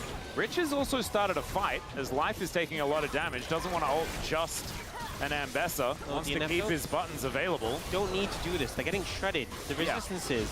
Well, Life's going to get tagged here by Teddy with that Void Seeker, and DRX can just wait. There's the Magnet Storm. Doesn't exactly get a lot of joy as they're taking down Rich. That will occur as Teddy has to ult defensively. DRX, this is not quite working out. Still, they create some distance. The Arakan is going to go the way of DNF, and now they're looking to turn the fight. Yahoo in trouble. In goes Sponge. Cease and desist. He's going to connect onto Pyoshik for some reason, and DNF will just obliterate DRX. That was a whole lot of what you don't want to be doing, DRX.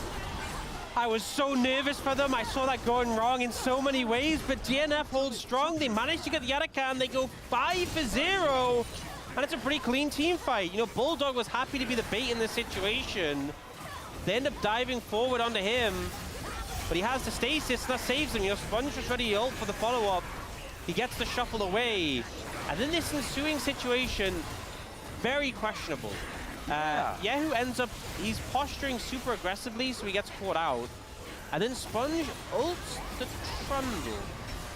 And I feel like he could have got the same amount of CC on the Trundle if he ulted the Azir. Yes, the Azir who used his Seeker's Arm Guard earlier. Yeah. Certainly a decision. And it is going to then spill over into this Dragon as well. So it'll be Soul Point, Arakan, Feats of Strength, everything. They've also got 3 turrets on this map. Inner was taken on that top side as well while we were checking out the replay. This is all over but the crying. Dare I say it. Unlosable. Even DNF couldn't throw from this position. Oh, that is a pitching challenge if ever I've seen one. And let's see. I mean, it will be absolutely amazing if they do manage to throw this. It would be impressive. It would. Hey, honestly, I'm wondering how you would actually achieve that. Well, what you do is you convince the opponent to destroy your Nexus. Oh yeah, sure. I don't think that's how that DRX one would works. need much convincing. They just need the opening. The other way to throw is to just surrender. That would work. Yeah. But I don't know whether they're going to do that. It's been a very long time since we've seen one of those. Yeah. Well, okay.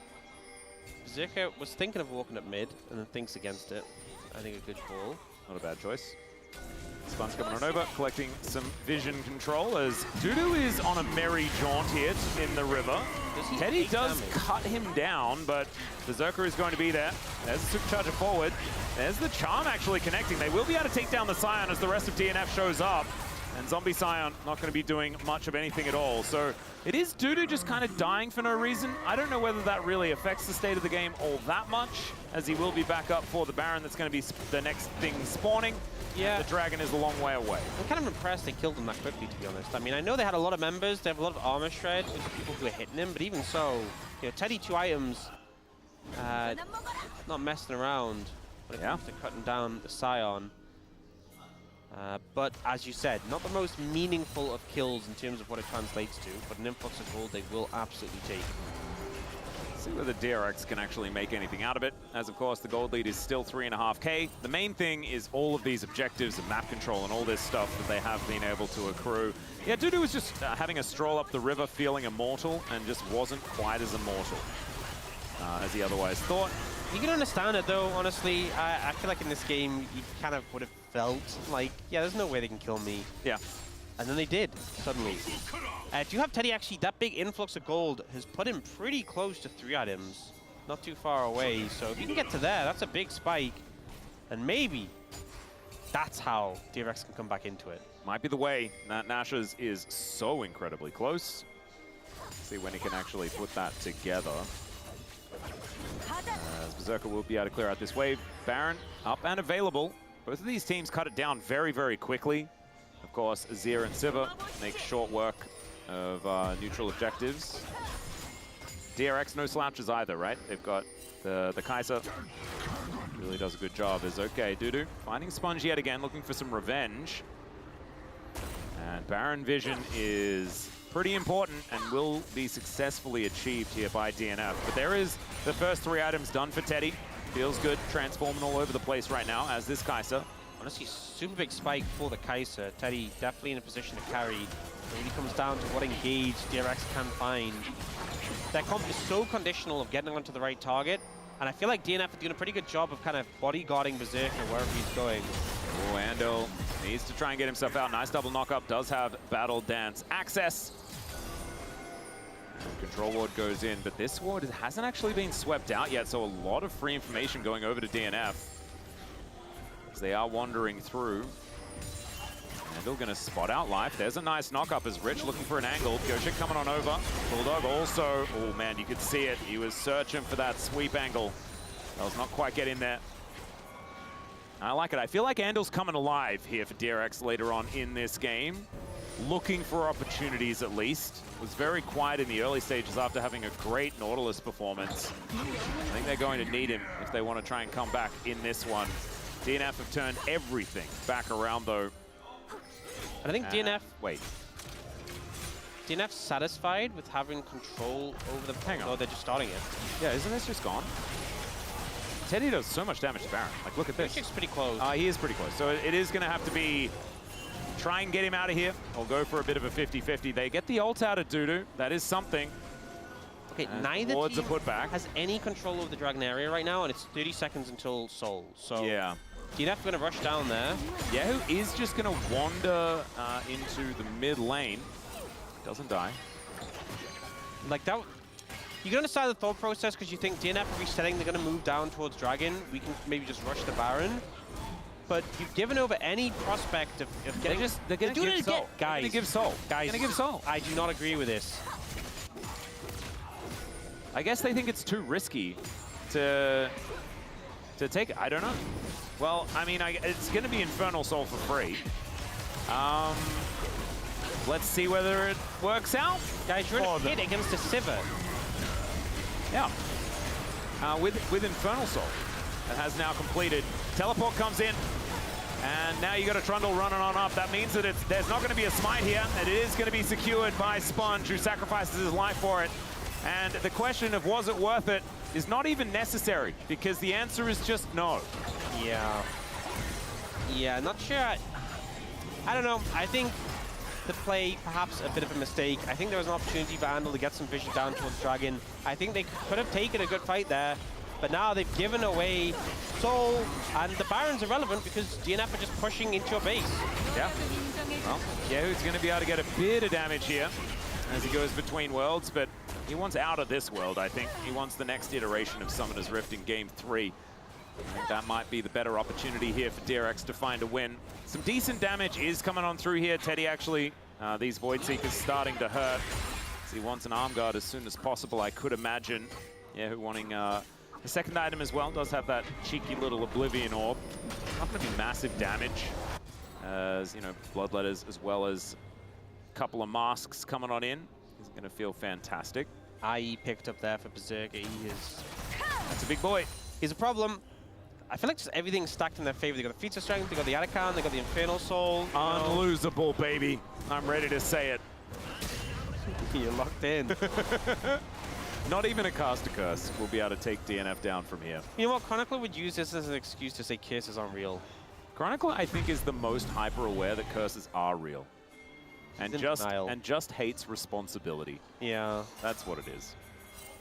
He hates to think of how many game outcomes he's ruined with his statements. Exactly. Oh, Teddy? Teddy doing the overextension thing. See how that works out for him as he does ult over that wall. Little cute ult. That was enough to get him out, though. So that's going to work. Still Killer Instinct now on cooldown. Means the DRX miss out on that tool for the next fight. Baron up for another minute here for DRX that won't be able to use it whatsoever. As Andal having to deal with this I love how panel thrown out in front of him. Kyoshik ran over there to like chomp on him and just realized he did no damage. I was like, okay. Yeah. You can go. Didn't quite work out. But still, he is getting bigger and bigger. This is... Sponge is... Oh. The long flank. This is an incredible flank. Yehu not going to make it into that brush without giving away his position. There's a deep TP. Okay. The ward goes down. DNF looking for the angle. Yehu going to start the fight maybe a little bit early into the back line. Goes Sponge. He manages to find Berserker, but he flashes out. The public execution is just public embarrassment for Rich, who dashes away and dies. And yes, they get the prize. But Yehu and Teddy are the only ones left alive, and DNF will continue pushing. Guys, if you're going to go for the long flank, you have to wait for everyone to be in position. They went so early. It was less of a Yehu and more of a yeehaw into that backline. It didn't quite work. Like, Rich wasn't there in time to ult off the CC. Yehu ult. Okay, well... I like the vibe. I like the idea. The plan was great. Problem. I love the plan. The long flank, but it looked so cool in the setup, and then they just flubbed everything. Do you know what? It's the thought that counts. Yeah. That's what my mum always said. You know, if I bought her a terrible birthday present, you know, it's like another weird plant, you know, that I got down at the nursery. Weird plans. But yeah, so, you know, they woke up. Yehu's like, I will start the fight. So immediately Jig is up, but like Sponge is flashing in. Rich is so far away, and then the ult misses, so he has to awkwardly walk in. It's like one by one. You know, I feel like the composition of DRX is all about cohesive engages. Yes. Everyone goes in together. Yes. That was not that. No. That was everyone goes in separately. And you know what DNF did? They just huddled. They just huddled together and held strong. And it worked pretty well. It also helps that they have a 5,000 gold lead in every buff imaginable so far in the game. Yeah, they've taken actually all of the things. Yeah, but also huddling together did go a long way. It did. So, that was also good. Yeah. Now DRX, you know, the long flank failed. What is next in the playbook? Longer flank. I think it's longer flank is the only real option here. Start for the enemy fountain. Just really wrap around. Or maybe short flank. Or maybe kill Sion again. Kill whoever's closest. Yeah, that could be the opportunity here as the ult is going to be invested there from Sponge. Dudu flashes away. And that is going to be the end of that. And also potentially the end of this turret. Although the sieging capabilities aren't exactly massive. Baron up in 1 minute to help alleviate that. But Dudu is just split pushing here in this mid lane. And DNF will be able to break this one open. Inhibitor already down on bottom side of the map. These super creeps are piling up on the bottom side. As we get the bit of a zoom out here, 40 seconds on the Elder. I mean, I don't know whether it's necessarily one team fight and you can win the game, but it might be like 3 team fights and you win the game. Still, this inhibitor turret gonna go down and DNF playing it by the book. Rotating around, getting everything shoved in, making this base as susceptible as possible and making it so difficult for DRX to ever leave. Yeah, DRX are taking the supervise strategy, which is where you watch the enemy team take your base. Oh, I thought it meant super Vi, like you'd be like, it'd be like No, Vi, but she's a definitely superhero. not. Oh, Sponge Oh, going, oh, this is super another flank. long flank. Super flank. Yep, Did have some vision down here. sneaky, sneaky. As we can, that's Twitch, that's not Vi. Oh, sorry, I thought I got them mixed up because of how Sponge is playing. Yeah, he is playing very twitchy. Yeah. And that's not to say that Wait, he's look at all the question moving mark a lot. pings. They're aware. Yeah, they're pinging all over the place, but they haven't got him yet. Wait, you took Krug, so now they're super aware. They're like, wait, guys, who took Krugs on our team? No one. Oh. Well, Life Wait, the now TP. knows. Oh, they're doing it. They're doing it. Oh, wait. Wait, is Bulldog going to be the target? Maybe. Okay, Dudu is certainly the target. Now Yahoo getting into this backline. I'm not sure about that one, but he was the only one that had the teleport available, and now he's just going to go between worlds after doing half a damage to Life. And now they just dive on top of the Elder. All right, DRX, this is the insane plan that is going to get you back into this game, maybe. DNF with a great phalanx that has been put up, and they've got to teleport in from the Scion. Empress Divide only on to Handle, though, so that's not exactly the target, but still, they are butchering them. Look at the damage from Berserker. Every auto does about 1 billion, as it's a triple kill immediately. That is going to be a free Elder, and guys, I mean, the minions were taking care of business the whole time. That is going to be game over here as DNF even out the series and get their first victory of this round robin, at least as far as games are concerned. Unlosable. I told you, man. I had no worries at all saying that, because caster curses are not real or something. Yeah, I mean, they just, they picked a comp front to back, and they just held strong. The slow and steady did win the race. Yep. It did also help that they had some big laning advantages, particularly in the mid lane. Yahoo struggling to make the Aurora look relevant. But yeah, I think DRX maybe getting lost in the sauce a little bit there. The long I'm sick of seeing the Vi situation and the Azir given away. Yeah. The Azir given away scenario is just never a good one. Also, maybe the flanks just need to be longer, Yeah, true. True. They just weren't long enough. Maybe it's just we need a new Summoner's Rift that's just a bit longer of a Summoner's Rift. Then the flanks can then be longer. Yeah, I think. And then that's what Pool they're Bay will doing. come back. Yeah. Because he loves flanking. Well, that game certainly happened. It did, didn't it? And do you know what the best part about this game happening is?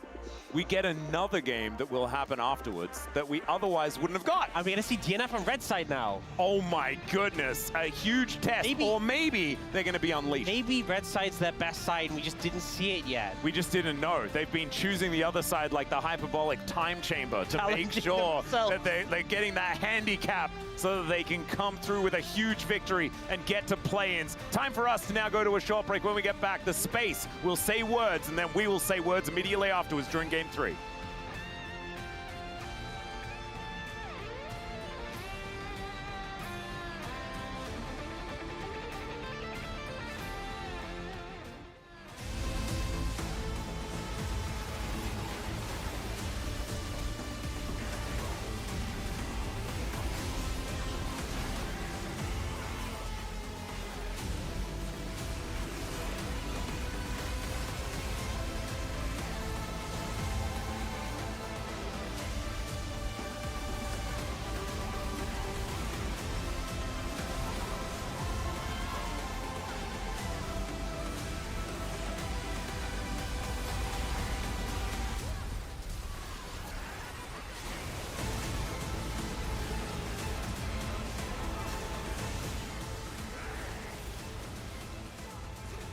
아 이거 풀어줘. 라인 할게. 어. 일단 핑크 지울게. 아이 아마 우리 정글에 있는 듯. 그런 거 같아. 자꾸 얘네 여기 돼. 여기. 봐줄래? 파이 저기 나올 거야. 이거. 앞에부터 오로라야 이거. 나도 살짝 앞에 오로라 나 맞다. 오로라 볼게. 빼면서 해봐. 여기 뭐 할게. 오로라 뺄게. W 쳐. 그냥 때려 좀. 큐레. 공 뺐어. 얘들아 집텔할게. 나 여기 나갈게. 오로라 얘네 집 터지거든 얘들아. 간다 그냥. 야 얘네 치우고 있다. 맞았죠. 맛없어 이거 그냥 타야 돼. 나좀 멀다. 이제 형이 위쪽 돼. 아니 그냥 싸움 보자 이거 빨리. 파이터 너플. 밀어줄게. 앞에 봐줘. 오라 노공이야. 싸움으로 봐, 파이터 싸움으로. 너플. 너 그냥 먹혀야 돼. 카이터 죽여. 야 근데 스마트함도 내가 이겼어. Eventuate. Yeah, God no. Yes. I feel like, you know how sometimes we get to like game 5 of Fearless? We've had this, not all the time, but Yeah. sometimes we'd get like game 5 and teams would lean heavily into scaling, you know? We even had like Zeri Yumi at times. Yep. I feel like the teams in this one might go, guys, both games so far have gone very late, right? Both teams have shown some struggles with regards to pushing the pace of the game. Indeed. Maybe we end up in a situation, this is my theory, where both teams do some investing, right? They invest in some champions who maybe do a little bit of scaling, do a bit of stacking, right? Maybe we get like a Senna Smolder matchup, something like that. Ooh, Senna, Smolder in mid lane, Nasus top, and Viga jungle. Yes, that's exactly what I was going for. Yeah. Nailed it. Wait, you could have Kindred jungle Viga support, and then it'd actually just be stacking all over. But I just think that, you know, it's quite clear that having a strong insurance policy when you get in the later stages is of a lot of value, because even teams in this series who get ahead, you know, I mean, obviously last game we saw DNF get ahead and they stayed ahead, but I feel like their composition ensured that, right? Yep. But if you get ahead and your composition's not going to hold out in the later stages, I feel like there's no guarantee the game is going to end before it gets to, like, I think so if you're late in the either of game. these teams, you know that the other team doesn't know how to finish the game. So Yes. just Yeah. pick all the scaling. It's a Yeah. beautiful idea. See, The Gwen going to be taken away. Gwen Varus going to stick around. The Alistair is the only new ban that we're seeing. And that is going to mean that, I guess, Ari or Jace get through. Never mind. It is going to be the Ari that gets through. I don't know whether that's going to be first pickable, though. So what are DRX going to be prioritizing here in our third game? Yeah, I mean, you know, picks like the Rise, the Annie, in terms of mid are also pretty high priority, so I'm not sure necessarily there's a super big need to pick up the Ari Rise. necessarily. And they lock in that Rise immediately. This is And- a pick that Yeo looked pretty good on in their last series. Yep. Has the ability to side lane, so Chronicler will be very excited.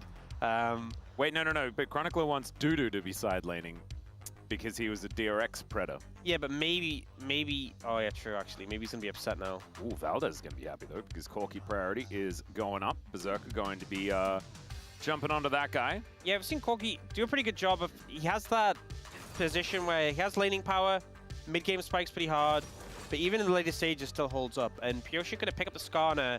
With the Trundle gone, I feel like a lot of freedom to pick this up. One of the tank junglers we've seen sticking around in the meta.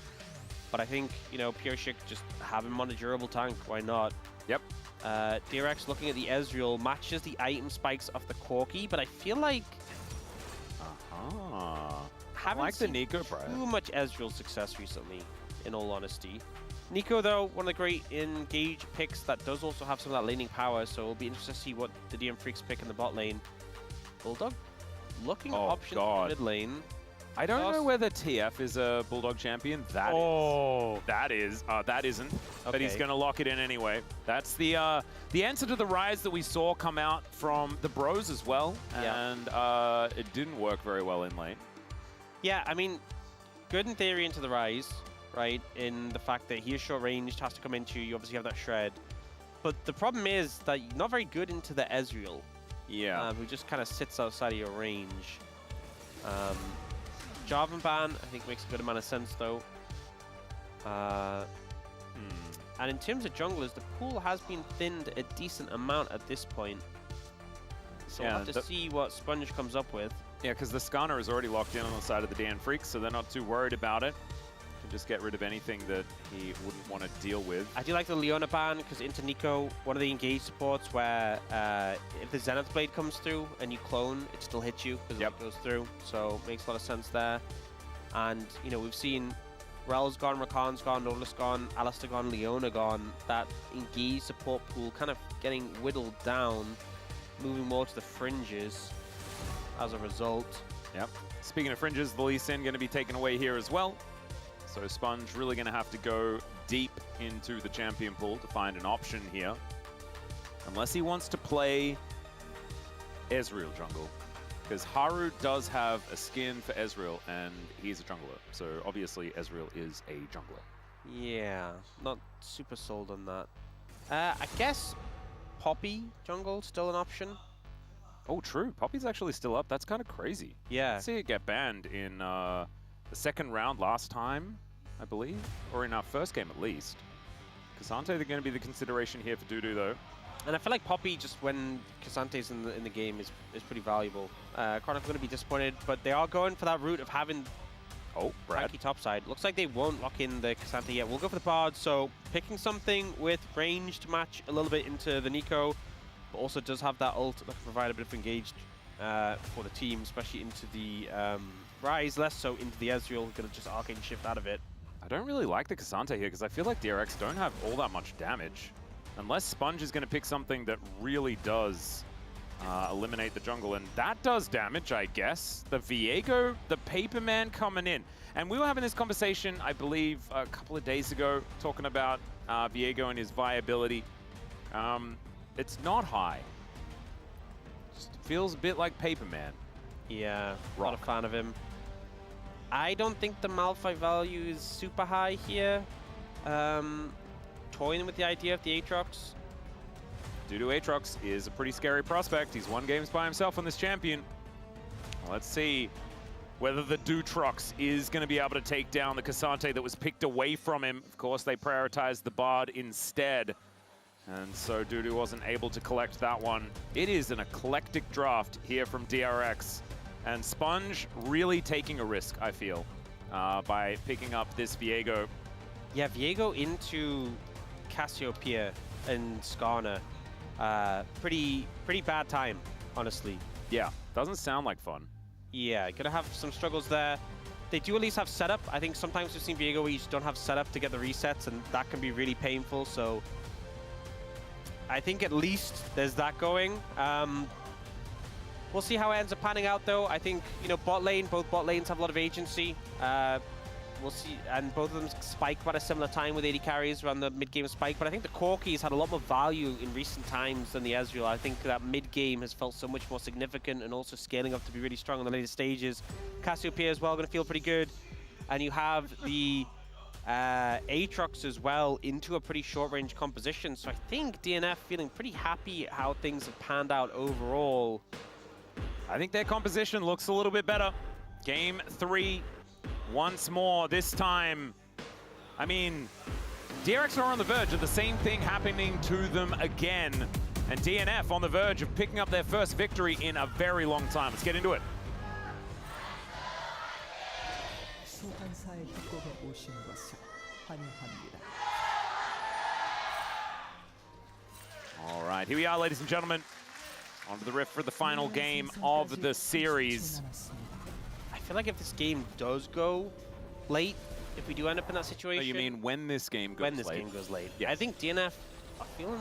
It's not as clear-cut as last time, where it was like, okay, if they're even or ahead, they're golden. But I feel like they are feeling pretty happy if it goes to the later stages in this one. Pioshik playing the Zoanite Skarner skin. Just looks like it's straight out of auto build in Tears of the Kingdom. Do like it has like the green vibes, and the Bulldog also has this sort of similar color scheme. You know, looks like matching skin. I think they are actually the same skin line. We'll talk. It's got to be like the Jade something skin line. Maybe, yeah. We're talking about like matching item sets. Well, Bulldog actually looks like a shrine from Tears of the Kingdom. Maybe it actually is a bit of a shout out. I've been playing a lot of that game recently. They specifically are shouting you out, Max, because you're playing it. Hey, I'm not the only one. There's loads of people playing that game. Hey, I'm just, you know. You know, I think. I mean, it did come out like 2 years ago. But it did then get like kind of re-released with the Switch 2. It did. To be better and cooler. I'm looking forward to Tears of the Kingdom getting Game of the Year 2 years after it was released. Well, it is like, very good on Didn't that happen with like The Last of Us as well? Something like that. There have been some good games released this year, though, so I think the competition might be a bit high. Yeah. It's all right. Dudu and Rich doing some battle here towards the top side. And yeah, Rich, I think is going to suffer a little bit. I think Rich just in general has looked a little shaky this week. Struggled to get back on the horse as there's the Tangle Barb's going to connect on to life. As I do really rate the Ezreal Nico lane. I actually think the lane is really strong, but Bard Corki, no slouches either, as Sponge is going to have his Gromp reset on him. That's a little bit frustrating, but I think he should be okay. Well, that's nearly barrier position there. And the Corki. Is Pyosik going to be spotted as he's doing his Raptor camp, but realizes that it does not exist. Is now pinging towards this top side as Sponge is rotating over. Will give away his position. Knows exactly what's going on here. As Pyosik maybe realizing that he just cannot fight the Viego right now. So that's a big edge for Sponge. If he can defend his top side, looks like not going to be able to, it seems. Huh. Yeah, confidence given over. Bulldog has priority in mid. You have a bit of priority towards the top side. So I think Sponge really wanted to defend his top side camps and then realizes this is not the play to be made. Or he was doing a fake out. Maybe he thought that Pyosik would see him trying to go over there. He slinks into the mist and then fakes out, goes the other direction, and then thinks maybe Pyosik just goes back and doesn't want to fight him or something, and it's all just a cunning ruse. I'm not entirely sure. Either way, it is just, in the end, vertical jungling, so that's not too much of a big deal. Pyosik is going to miss out on a couple of camps because I don't think he's going to be picking up the Wolves or the Gromp. But his Wolves are still up, so he can head back there if he'd like to, as Sponge. The aggression out of this Viego has been very high. Sponge is very happy to play up in the face of this Skarner in the early game. Understandably so, of course, in the more offensive aspect, jungler versus the tank. But it's great to see Sponge really trying to, you know, put the screws in. Yep, I mean, taking away that Scuttle Crab from him there. It feels like Pyosik has spent so much time just wandering about. Yeah. So far in this early game, just walking from spot to spot, trying to pick up camps. The good old happy feeding. Yeah, it doesn't feel very efficient. Well, he's going to be able to at least get a crab crustacean battle there towards the top side as the Infernal Chain's not going to quite full ridge back, but you can see Dudu having a fine time here on this top side. Going to be ahead by a few CS for now, but I believe these minions will actually even it out entirely, so the top lane matchup, pretty comfortable. As Andil just wandering around, just seeing whether he can catch Bulldog napping. He is not going to. As Life will try and clear out this ward and does do so. A very slow early game. Orcs, are you surprised? Not at all. I am baffled. I'm baffled that it's this slow. We've never seen this, not in the history of Game 3s. Especially in this matchup, you know. Expected it to be... in round 3. Yeah. Thought it'd be breakneck, right? Mm-hmm. I just would have thought that it'd accelerate, you know? Yeah. That's my bad. Should have expected that perhaps things would just stay the same. Yeah. Okay. Well, Bulldog getting a little bit zoned. Not even able to use the poison to get that bit of CS. You've actually had Yahoo has gotten a reset off and picked up that tier, and Bulldog hasn't yet, so perhaps looking for a window to go for that. So far, I've seen DRX have a bit of extra pressure in the bot lane. We do have to mention as well, this is Teddy's Ezreal, and he is pretty happy with this champion. Yeah. Basically, every champion that has, you know, been released for a very long time is a great Teddy champion. Kind of how it works. As Sponge will be able to start off this dragon. It looks like he will be able to secure it as well. I feel like whoever gets the first, like, dragon just takes all of them. That has been the theme. That's what's happened so far. Yeah. And also whoever has the, like, I don't know, tempo vibe of the game. Right now, DRX well and truly with the tempo vibe. DNF had it the entire game last time. Yeah, it's like all of, like the lanes are all just generally, like gravity seems to be moving in the direction of DRX right now. In DNF's case, it was always moving towards them. Even when DRX made some plays to pull things back, it felt like naturally the game wanted to go DNF's way. And I feel like in this game, naturally, the game wants to go DRX's way. And that's called tempo vibe. Yeah, that's what I came up with. Right. What do you think? Or is it just called tempo? It might just be called tempo. Because I didn't want to say that they actually had tempo, because I don't think they even need the tempo. Tempo can change hands, right? Yeah, that's what I mean. The tempo vibe though will stay the same forever. Okay? Okay. Like gravity. Right. That's my way. That's how I explain. But what if the tempo vibe changes? You know, because that can happen, can't it? Then I might need to stop using tempo vibe. Yeah, because for then example, then it's not real. you know that the first time that DNF played Nocturne Orianna, not this series, the first time in general, I'd have said they had the tempo vibe in that game, and then they lost horrifically. That is a very good point. So I would argue that actually you'll find the tempo vibe was in fact in favor of DRX. oh, okay. Yeah. So it's like you And that's why they lost. it was a misread of the tempo Because vibe. they had to fight back against the vibes. Right. Okay. I'm learning a lot about tempo and vibes. Yeah. And also tempo vibes in this. And if you're going against the vibes, it's a really tough time, you know? Have to do a lot of extra convincing. A lot of extra. Who are you convincing? I don't know.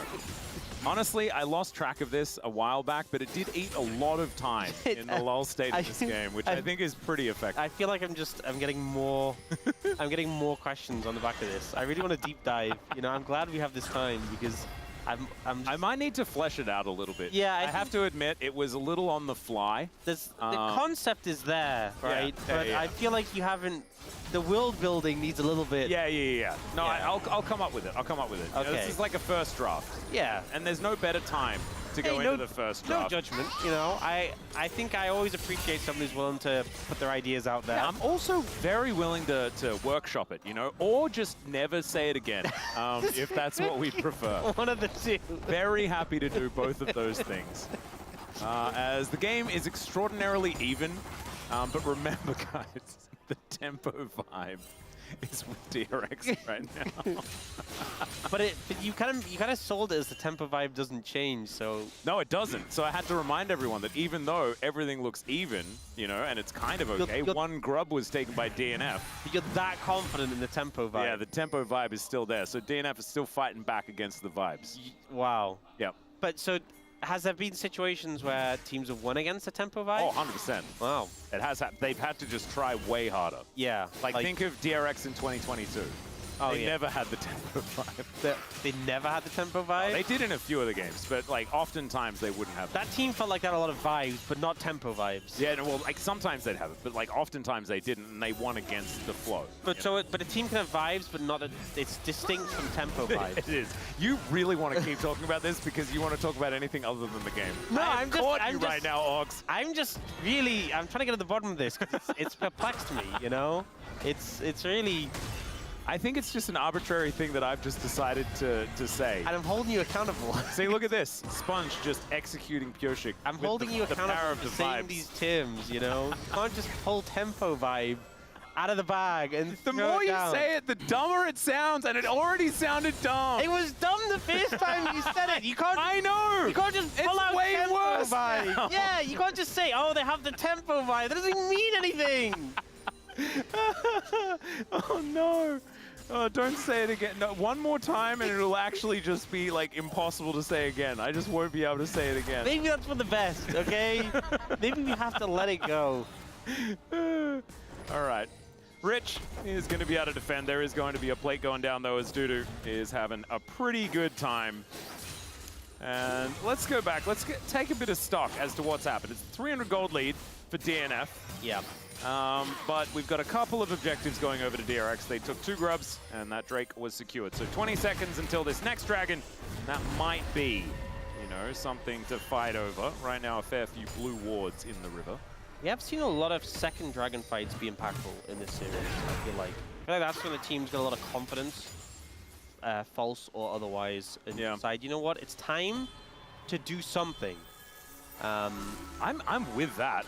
I reckon doing something sounds like a great move. Well, not always, because sometimes that something's not so positive. But it's something. It's interesting. It'll be good for someone. It'll be good for us. Yeah. Whether it's good for both, well, it'll be good for one of the teams, probably. Oh. You'd think. Is someone going to face check something? Well, yes. It's Andal, and he can do that for free because he has a button that just lets him do it. Zerk is a little bit disconnected from his team here. As in he's bot lane and everyone else is mid. He's so. creating pressure. I just thought you were going to say it again. I'm waiting. I'm holding on to it for now. Yeah. Well, he's now connecting up with his team. All right. There's a lot of vision like behind though. It looks like Rich and Dudu are like fully fighting, so they just don't care about the dragon. There's one teleport available here for Rich, who can join if he would like to. But right now, Dudu is there, and also managed to catch him out pretty comfortably. Some O-bars being thrown in as the Tempered Fate goes entirely wide, and it's just the dragon secured, given away here by DRX. They do supervise momentarily as a Cloud Soul to come through yet again. Yep. Bunch of Game 3 Cloud Souls so far this LCK, and I kind of love it. It was that easy. Just take the dragon and walk away. Wow. I think it also helps that DNF, they have 2 abilities to go through walls, you know? With the Bard portal and the Skarner existing? Skarner driving thing, you know, so a little slippery. Yep. But yeah, DRX did just do the supervisation. I don't know if it was because they couldn't get Rich there, but it didn't seem like Rich wanted to go. It kind of just felt like they kind of... I think he got a bunch of plates as well. I'm not entirely sure. No, he just got 1. I think that's still 4 up there. Yeah. It just felt like the supervisation play. We've seen a lot in the LCK. They want to make sure that the Did you say supervisation? Yes. Couldn't you just say supervision? I could, but I didn't. Oh, okay. Oh, you're gonna lecture me with the tempo? You're gonna lecture me with the tempo vibe? You're gonna lecture me? Well, I mean, yeah. I can. You can have one too. We can have one each. Supervisation into the tempo vibes. You just supervisated my tempo vibes earlier. I did supervise your tempo vibes. Yeah, they see them take the objective. So like, yeah, good job, guys. That was clean. You took the objective and they walk away. Yeah, they did. So I think a lot of people expected maybe, perhaps. I sold them. I said that, you know, this is normally where you get some action. No. No action yet. Not this time. Not this time. Oh, Teddy hit some Mystic shots. That is some action. That's as close as we've probably gotten to action yet in this game. And both Teddy and Berserker have the same items. Feels like such an even 1v1 here. That's why it's neat, right? We often see AD carries, different items, different spikes. Yep. These two. Let's go same. I wonder if we get like the Bruiser Corki we saw the other day, you know, when he just built like... He did the core, then he went like Shojin, Black Cleaver, Overlord's Bloodmail, and he had 4,000 HP and like 400 AD. Didn't we also have like borderline lethality Corki from Ruler the other day as well? Where yes, it went was the like Serpent's Fang. Yeah, Serpent's Fang collector build. It was quite I think great. the lesson is build what you want and be free. Absolutely. As long as you build, you know, tiered Trinity Force, you'll be fine. Yeah. Tiered Trinity basically how it Force, works. and then generally things that are in the vicinity of having AD. Yeah. Not AP. Yeah, we don't do AP anymore. Yeah. That is not what this champion does. It did that for a couple of years. We reverted it back. It's a bit confusing. Yeah. If we ever did do like seasonal League of Legends, right, where you go back to certain patches, people will get very confused about what state Corki is in. All right, there is a little bit of a snare there onto Arndil, as Yahoo finding an angle. That Tempered Fate did absolutely nothing as Rich finds it into this backline, and now the resets are coming through. Arndil will go down, but there are the Heartbreakers, and it might just be Heartbreak here for DNF, as Rich, looking for it, does get the crash onto this Dudu, who is just not going to be able to survive this. Melee range with Teddy, but he just Arcane Shifts on top of him. Berserker just watches while his team falls apart. Our first taste of action, and DRX clean up. Oh, that's utilizing the tempo vibes to your advantage, right, Ox? I called you Chronicler because he's the one I normally terrorize, and I've been terrorizing you today.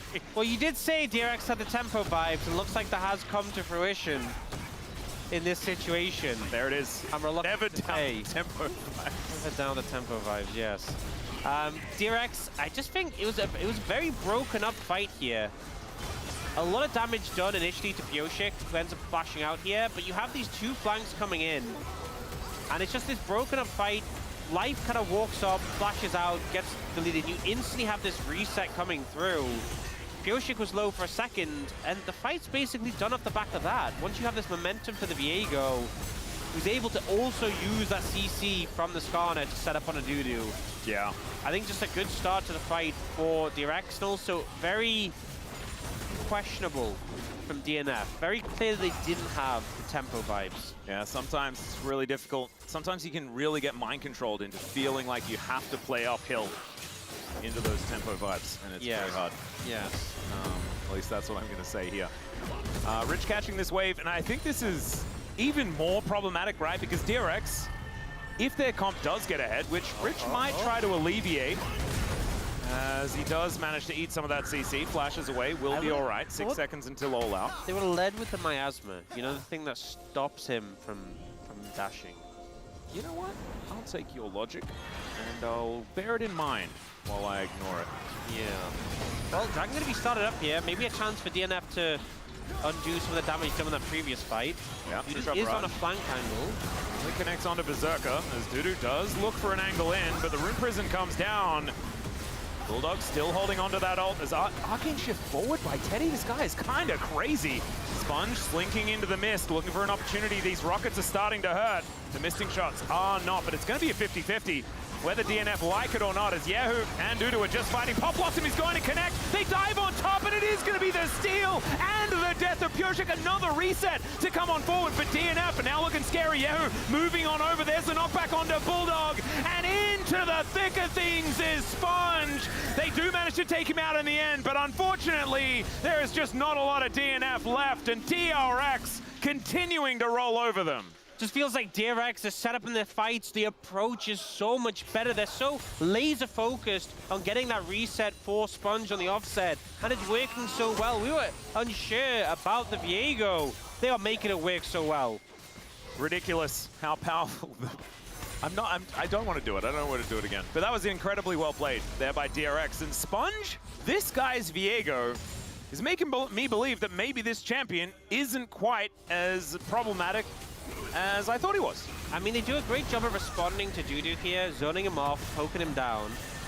Teddy's just trying to harass here, and DNF just don't feel comfortable closing the distance. Pureshik's sitting on the dragon, and they haven't really found an angle to engage. Life does end up throwing the ult out, but it's pretty late. But they just eventually charge in. They're like, okay, let's just kill the Skarner. They get the ult, they get the reset. It's as easy as that. And then once that first reset comes down, they have confidence to continue the fight. Sponge ults onto Bulldog and just about finishes him off. And even though he goes down, he's done his job. He even gets some miasma down there to cause some more chaos. And Rich as well. Managing to land that Q, got the pullback, allowed the next reset to come in from Sponge. This has been a huge resurgence from Rich on this Cassante that I had huge doubts of. Not gonna lie to you. I felt like Rich had a pretty rough start to the season so far, or rough start to this round 3. But this Cassante, even though he's behind a bunch of CS, look at this, 107. He's 100% kill participation on a top laner. Yep. Which says more about how much actual fighting and stuff happening is in this game, but also says a lot about Rich and how well he's contributed. He's making his presence known. He had a rough lane in time as well into Dudu's Aatrox, but Dudu's Aatrox has really hasn't shown up when it's come to these team fights, to these 5v5s. And I think also life on this Bard has felt very subdued. Yeah. I haven't seen value from the ults really. It's been a lot of zoning tempered fates in this game. Yeah. This is the problem though. Bard is such a, like, you're always very on display. You know, you can always see a misplay, see when something doesn't work out. It's a very punishing champion. Yeah. If you don't find all the angles. And we've been blessed with some really good Bard play recently. It's so easy to be useless in this champion. Yes. And honestly, it's not even that hard to work against your team. He hasn't really done that yet, but he has been pretty ineffective so far. And now they're starting up Atakan. Well, Teddy, you can see, playing pretty aggressively, trying to hold on to them. True Shot Barrage not connecting onto everyone here as DRX looking for the turn. Teleport in from the Aatrox. I mean, they have the Bard ult, so they can be pretty slow in the approach because they can always stall that out. Oh, Rich. He's just not stopping. Does get knocked up, eats the CC of the Infernal Chains. DNF falling back once again. The health bar is still pretty high here for DRX, as they're wearing through the Atakan as best they can. Rich is just a brick wall. Like, no one can get past this Cassante. He is too large. Teddy also dealing with the minion wave very, very nicely. Now DNF are moving in because they have to. Andal has the Pop Blossom angle though. Flashes up. And now the reset is going to come in. Atakan getting angry at Sponge yet again though. As remember, the resistances are getting shredded. DNF not wanting to give this one up without a fight. Has Andal on a ward. Live, gonna get the flash out from this Neeko over there. Is a stun onto Pureshik. Maybe he's too far up. True Shot Barrage does a lot of damage to the Skarner, who won't be out of frontline anymore. Dudu getting himself out of there. Berserker at full health. He is able to fight Also 50% there for Rich at the same time. Teleport up and available. He might just look to try and teleport back into this one, as the crab will be the consolation prize for DRX. And I feel like we were fighting Otacon for the last 5 to 10 minutes. Yoshik makes the call just to instantly reset. I thought he was going to go for the Krugs to get some health of it, but he just got the reset off. DRX don't commit more. Dragon up in 30 seconds though. Yeah, that could be the Sole target. point for DRX. So do they just, Wait, they just give Otacon? This is crazy. They do have a lot of single target DPS. Bulldog's mana is starting to get a little low. Sponge is still hanging around though. Yeah, they do have Rich in the area, who also just walked back to lane. I thought that he was teleporting back, but he didn't.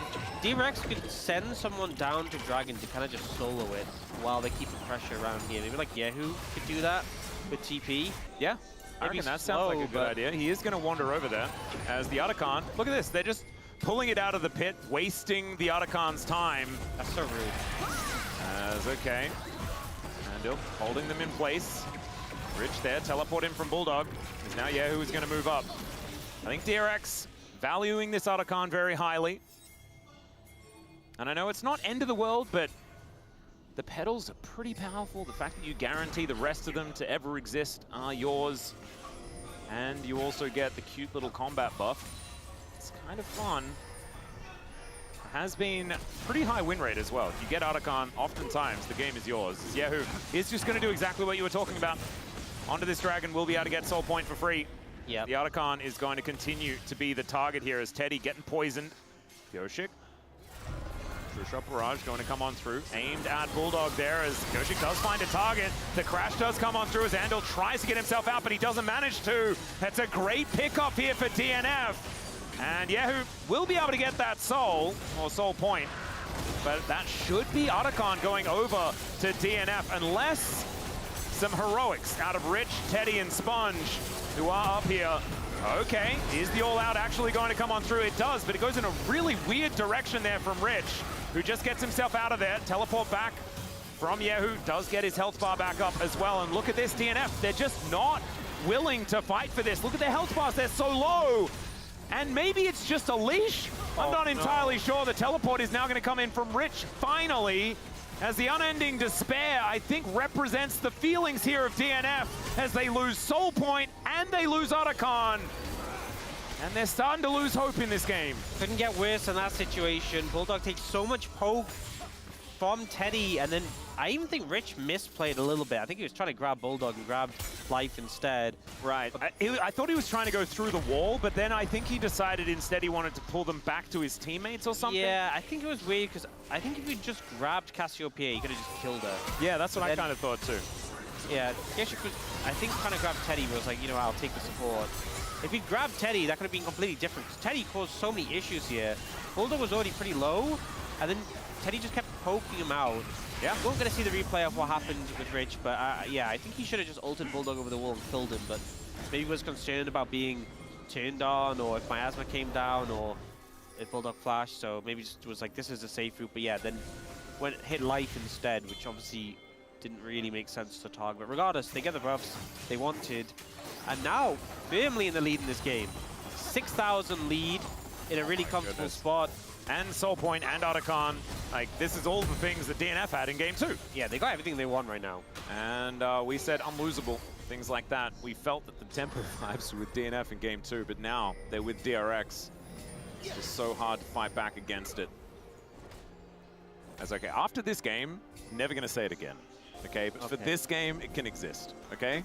Okay. As Pioshik is clearing out some vision, but he's going to be put in prison momentarily. Doesn't actually. Rich rotates over, maybe a little bit late. Rocks being thrown around, stuff like that. 2.5 minutes on the Cloud Soul. This Bulldog moving up towards his top side, and there is Bounty Gold on the map. I just feel like it really feels like DNF struggling to find access onto DRX. Teddy just kind of outranges them. That I feel like the bar just isn't really posing a threat to Teddy. Yeah. Skarner can never really reach him. Cassiopeia is outranged. The Corki just doesn't feel like it's posing too much of a threat at the moment. It feels difficult to find an angle in. I would agree. And we've got Void Staff being built up as well. Yeah, who got through the 2 items that you mandatorily need on the Rise and is now able to build damage. Maybe it's just Void Staff into Death Cap. That's That's the best feeling when you do get those 4 items complete. She gives you a lot of the boom boom damage. Indeed. Might feel like he needs his Zhonya's or something like that, just in case there is some funny business, but we'll see where he decides to go, or if even it is going to be something worth having a conversation about, because we may not even get there. This game is starting to snowball. Sponge, very healthy as well. He's got Trinity Force, Sundered Sky, and just a random BF sword for fun. GA, presumably. Yeah, he's going to be a very, very scary Viego. Yeah, which we haven't seen for a while, I feel. Oh, Sponge, that was too... That you don't need to. It was so unnecessary, bordering on a little bit pointless. Yeah. I'm being real. It's just... And almost just mean. Yeah. No, definitely mean. It's the emotional damage, you know, it's the psychological warfare that Sponge was going for there. And honestly, that worked out very well. Yeah. I was frustrated on their behalf. It's just, yeah, it's deflating. It is. I think for a team already pretty deflated. In fact, I think DNF stands for do not flate. Yeah, do not flate. Oh no. Well, I guess they're taking their own advice. We're not very flated. The hopes are not very flateable. Yeah. It's 3 items for Teddy as well. As you can see, he's done double the damage of the second highest in the game, and that is Rich. He has been pumping this game. Yeah. It's the day of the Rich here today, but also the day of the Teddy. 107, like they have the same scoreline as well. It's actually kind of impressive. Not the same CS margin. There is an 80 CS difference there, and that's why Teddy has all of the money and able to do all of this damage.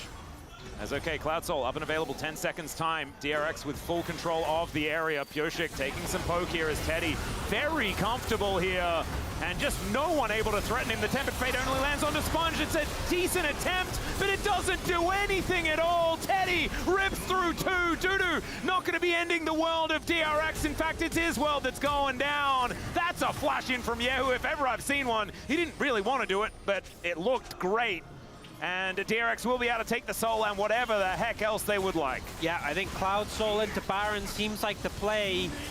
Looked like, you know, for first time in the game, they got some value of the bottle, but Sponge wasn't able to be followed up on, and it was Andal coming in with a huge Pop Blossom as the counter punch. I think DRX is far too strong right now, really, for DNF to offer any real fight back. Yeah, the Andal answer to Pyoshik. Pyoshik's Impale was actually decent, but sometimes the Pop Blossom is just too good, and Teddy wasn't hit by the Tempered Fate, you know? He was still able to do all the work. Let's have a look at it again. Yeah, so ended up catching Sponge here. Of course, he didn't get, Yehu didn't get Teddy. The Miasma comes down, but then this Pop Blossom gets 3. It's so big. 2 just go down instantly. Rich turns on the Cassiopeia with Teddy deletes her, and then the fight's just over.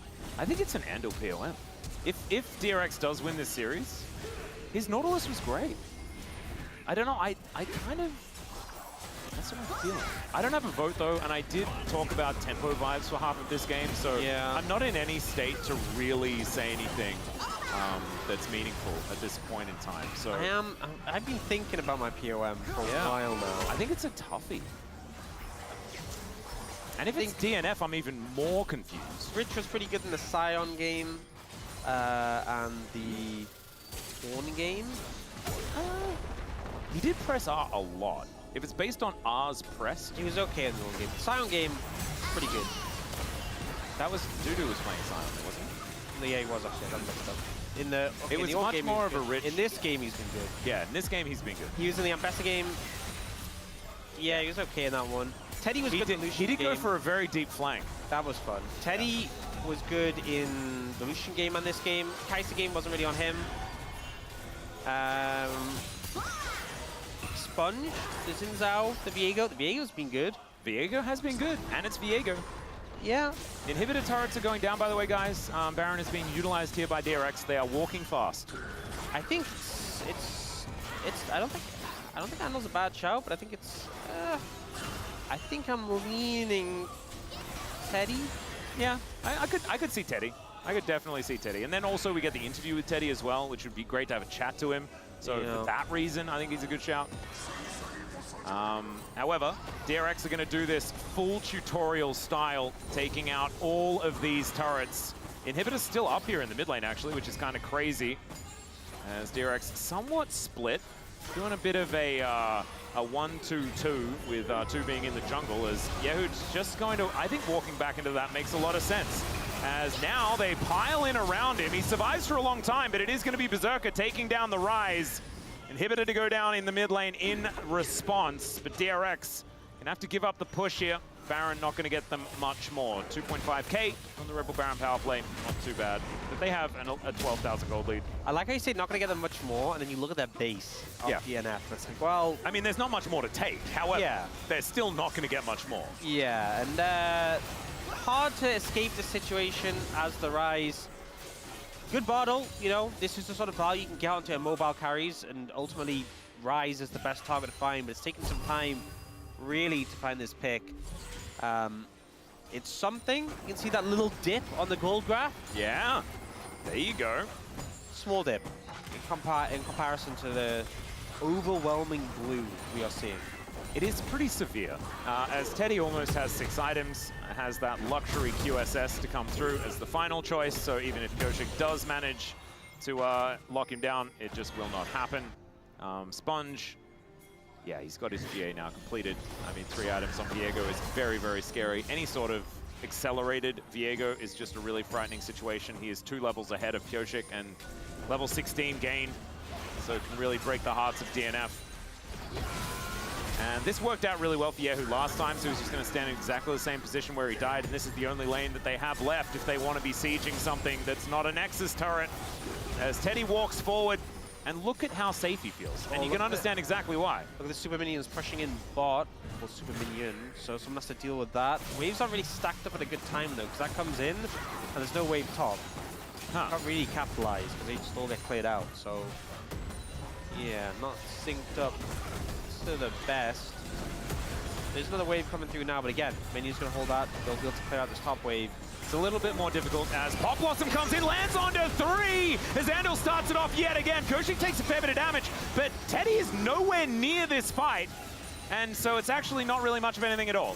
Still, Teddy is going to be able to Arcane Shift forward, utilize that last bit of health on that minion to do a bit more damage to this, as Yehu has to deal with Dudu and Berserker. He is able to walk it off, but DRX really trying to get as much as they can out of the situation and not really getting there. So they're just going to have to play patient and see what they can do. Such a deep dive for very little merit, you know? And I also feel like they dived super deep and then Teddy just walked back to red buff. He's an 80 carry. Red buff wasn't even there yet. He just needed to check. If you look at the map now, it's spawning soon. So yeah. Fair enough. Do you have Elder in 20 seconds? Rabadon's just picked up for Rise. Huh. Wait, it said it was picked up, but it appears... Huh. It came up... He likes the You saw that, right? You saw that come up on the side. Yeah, no, I think our observers got a little bit ahead of themselves, or our graphics team. They thought that it was going to be completed, and it was not. That threw me. I guess okay, yeah, who actually throwing out a weird Realm Warp, and it's not quite going to actually be taken, but still it works as Byoshi goes down. It's a double for Teddy. Could it be the Penta angle? We'll just see. There's the triple. It's not the Quadra, but we'll just have to take the triple kill for Teddy as they get the ace. DRX, a happy bee to come up on top of the head of Rich, and they will be able to take down these Nexus turrets. The woes for DNF continue. Their chances for first in the group are dead, but DRX at least having a good day here. You have one more chance to say it. I don't need to. The game is over. Okay. It will stay in that time capsule. Okay, we've locked it in. We'll say that the tempo vibes will just... Oh, then you said it! Then you said it! We're still in the game. We're still in the game. It's not until we throw to the space. No, but you said you ain't gonna. You said it was locked in, and then you went and said it. Oh, so I'll put it back in. Okay. I'll put it back in now, and now we cork it up, and we throw it into the sea. There we go. Goodbye. Forever. Okay. There we go. I think DRX, a slow series. I think there was definitely some moments where there was some question marks. But at the end of the day, they got the win. You know, DNF, I think, still showing some problems. The Game 2 draft, very much a slow and steady. It felt like this series was very much slow and steady. Yeah. But it felt like Dragons stacking objectives, playing towards those later game team fights, definitely a big win con.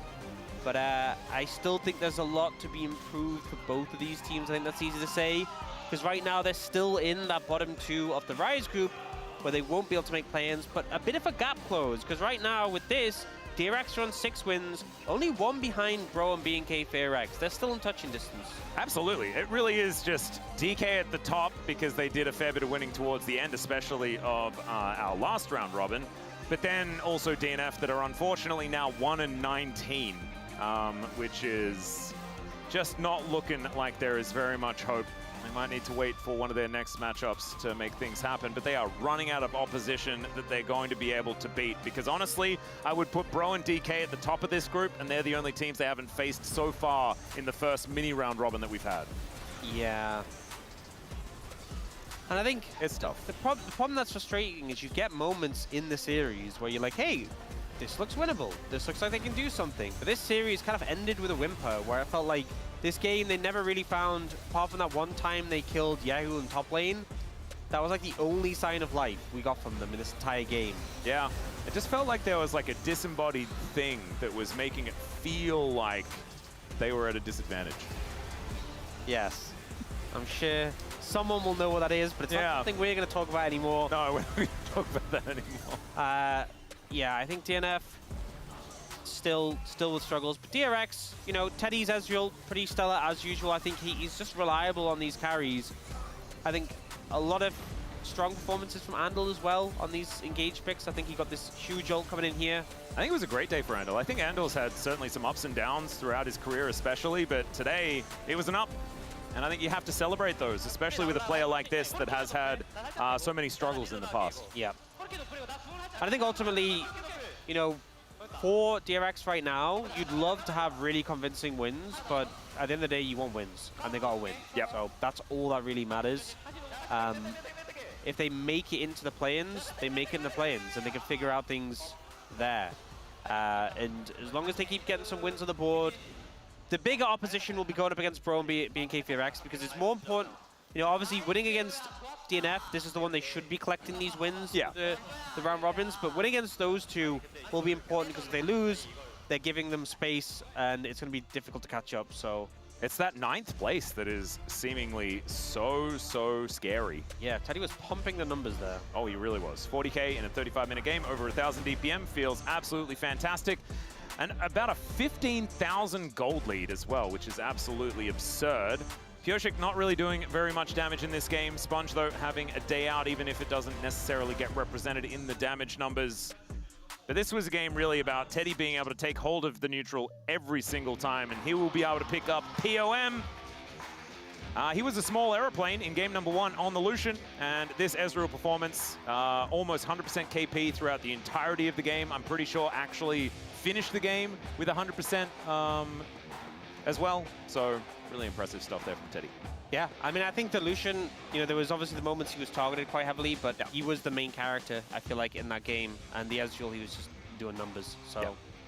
Looking brilliant. And the best part about it is, like I said, selfishly, I really wanted Teddy to win it, just because then we get to have a conversation with Teddy about the fact that he comes back. You know, Lazyfield was there for quite some time. They're experimenting, like Puddock exists on this team, a favorite of yours, obviously, because his name is basically Psyduck. But Teddy's back, and he's looking pretty good. Yeah, I think, you know, a lot of fans have a lot of strong feelings towards Teddy. You know, he's had such a great career. Yeah, up or down, and it's always cool when you see him, especially in games like these, when they go late. That's the games you want to have Teddy on your team, and it's cool to see. And back on a classic pick as well, one that he, you know, really rose to notoriety on when he was on teams like Jin back in the day, which is very cool to see. So we will have him now on the stage, so let's throw it over to the interview with Teddy. Thank you very much, guys. This is Dear for the POM interview translation. We are here with Teddy on the side of DRX. Congratulations! It's such a hot day, but you guys showed up with such a refreshing performance today. And in Group Rise, you got your first win of round 3. How do you feel? Getting the first win? Feels great, and I think it feels even better that I got a POM today. And with your new lineup today, you were able to get that victory. So how has practice been? During practice, I think it went pretty well consistently, and we had pretty good confidence. And, you know, it was quite regretful loss last match, but I'm really glad that we were able to secure today's victory. And in game 1, when the enemy Zeri got fed, finding a clear answer to trades might have been hard. So what was the game plan? Of course, Zeri was actually pretty fed, but I think our team also had pretty fed Ornn and Talia as well. So I think as long as we were able to juke those Rumble ults and Orianna and all the wombo combos starting from the Nocturne, we knew that we could have a good chance of winning. And in game 2, it was a regretful loss. So what was the feedback there? I think it was really mainly the Otacon fight where we weren't able to get a clear spell check on the Zhonyas, and I think just the team fight in general. So we really wanted to brush up on team fighting in the next game. And in game 3, you guys were 5,000 gold ahead in under 20 minutes. So what was the game plan and the strategy? I think our head coach was able to give us a really good draft. So at the end of the draft, I think we were actually in a really good spot and we felt really comfortable just playing out the game. And at the very end, we almost got your pentakill angle. So what were your thoughts? Yeah, I was putting in some damage, I got the Corki, and I got a double kill after killing the Bard, and you know, my teammates, they didn't give me the kills, the last 2 kills, so I'm a little sad. So I hope that they give it to me next time. You know, with you in an improved form, it seems like it impacted DRX's performance. So what do you think? Yeah, I mean, I think we did pretty well. I did pretty well in the last game, last match where we lost. But I'm just glad that I'm able to upkeep this kind of performance. So I hope that we can just keep this momentum. And what goals do you have for round 3? I just want to make sure that we keep on doing well. And your next opponent is D plus Kia. What is your mindset going into that one? You know, D plus Kia, they're a strong team, but I think it's definitely winnable, and I hope that we stay strong as a team to secure that victory as well. And that's the end of the interview with Teddy, and back to the space.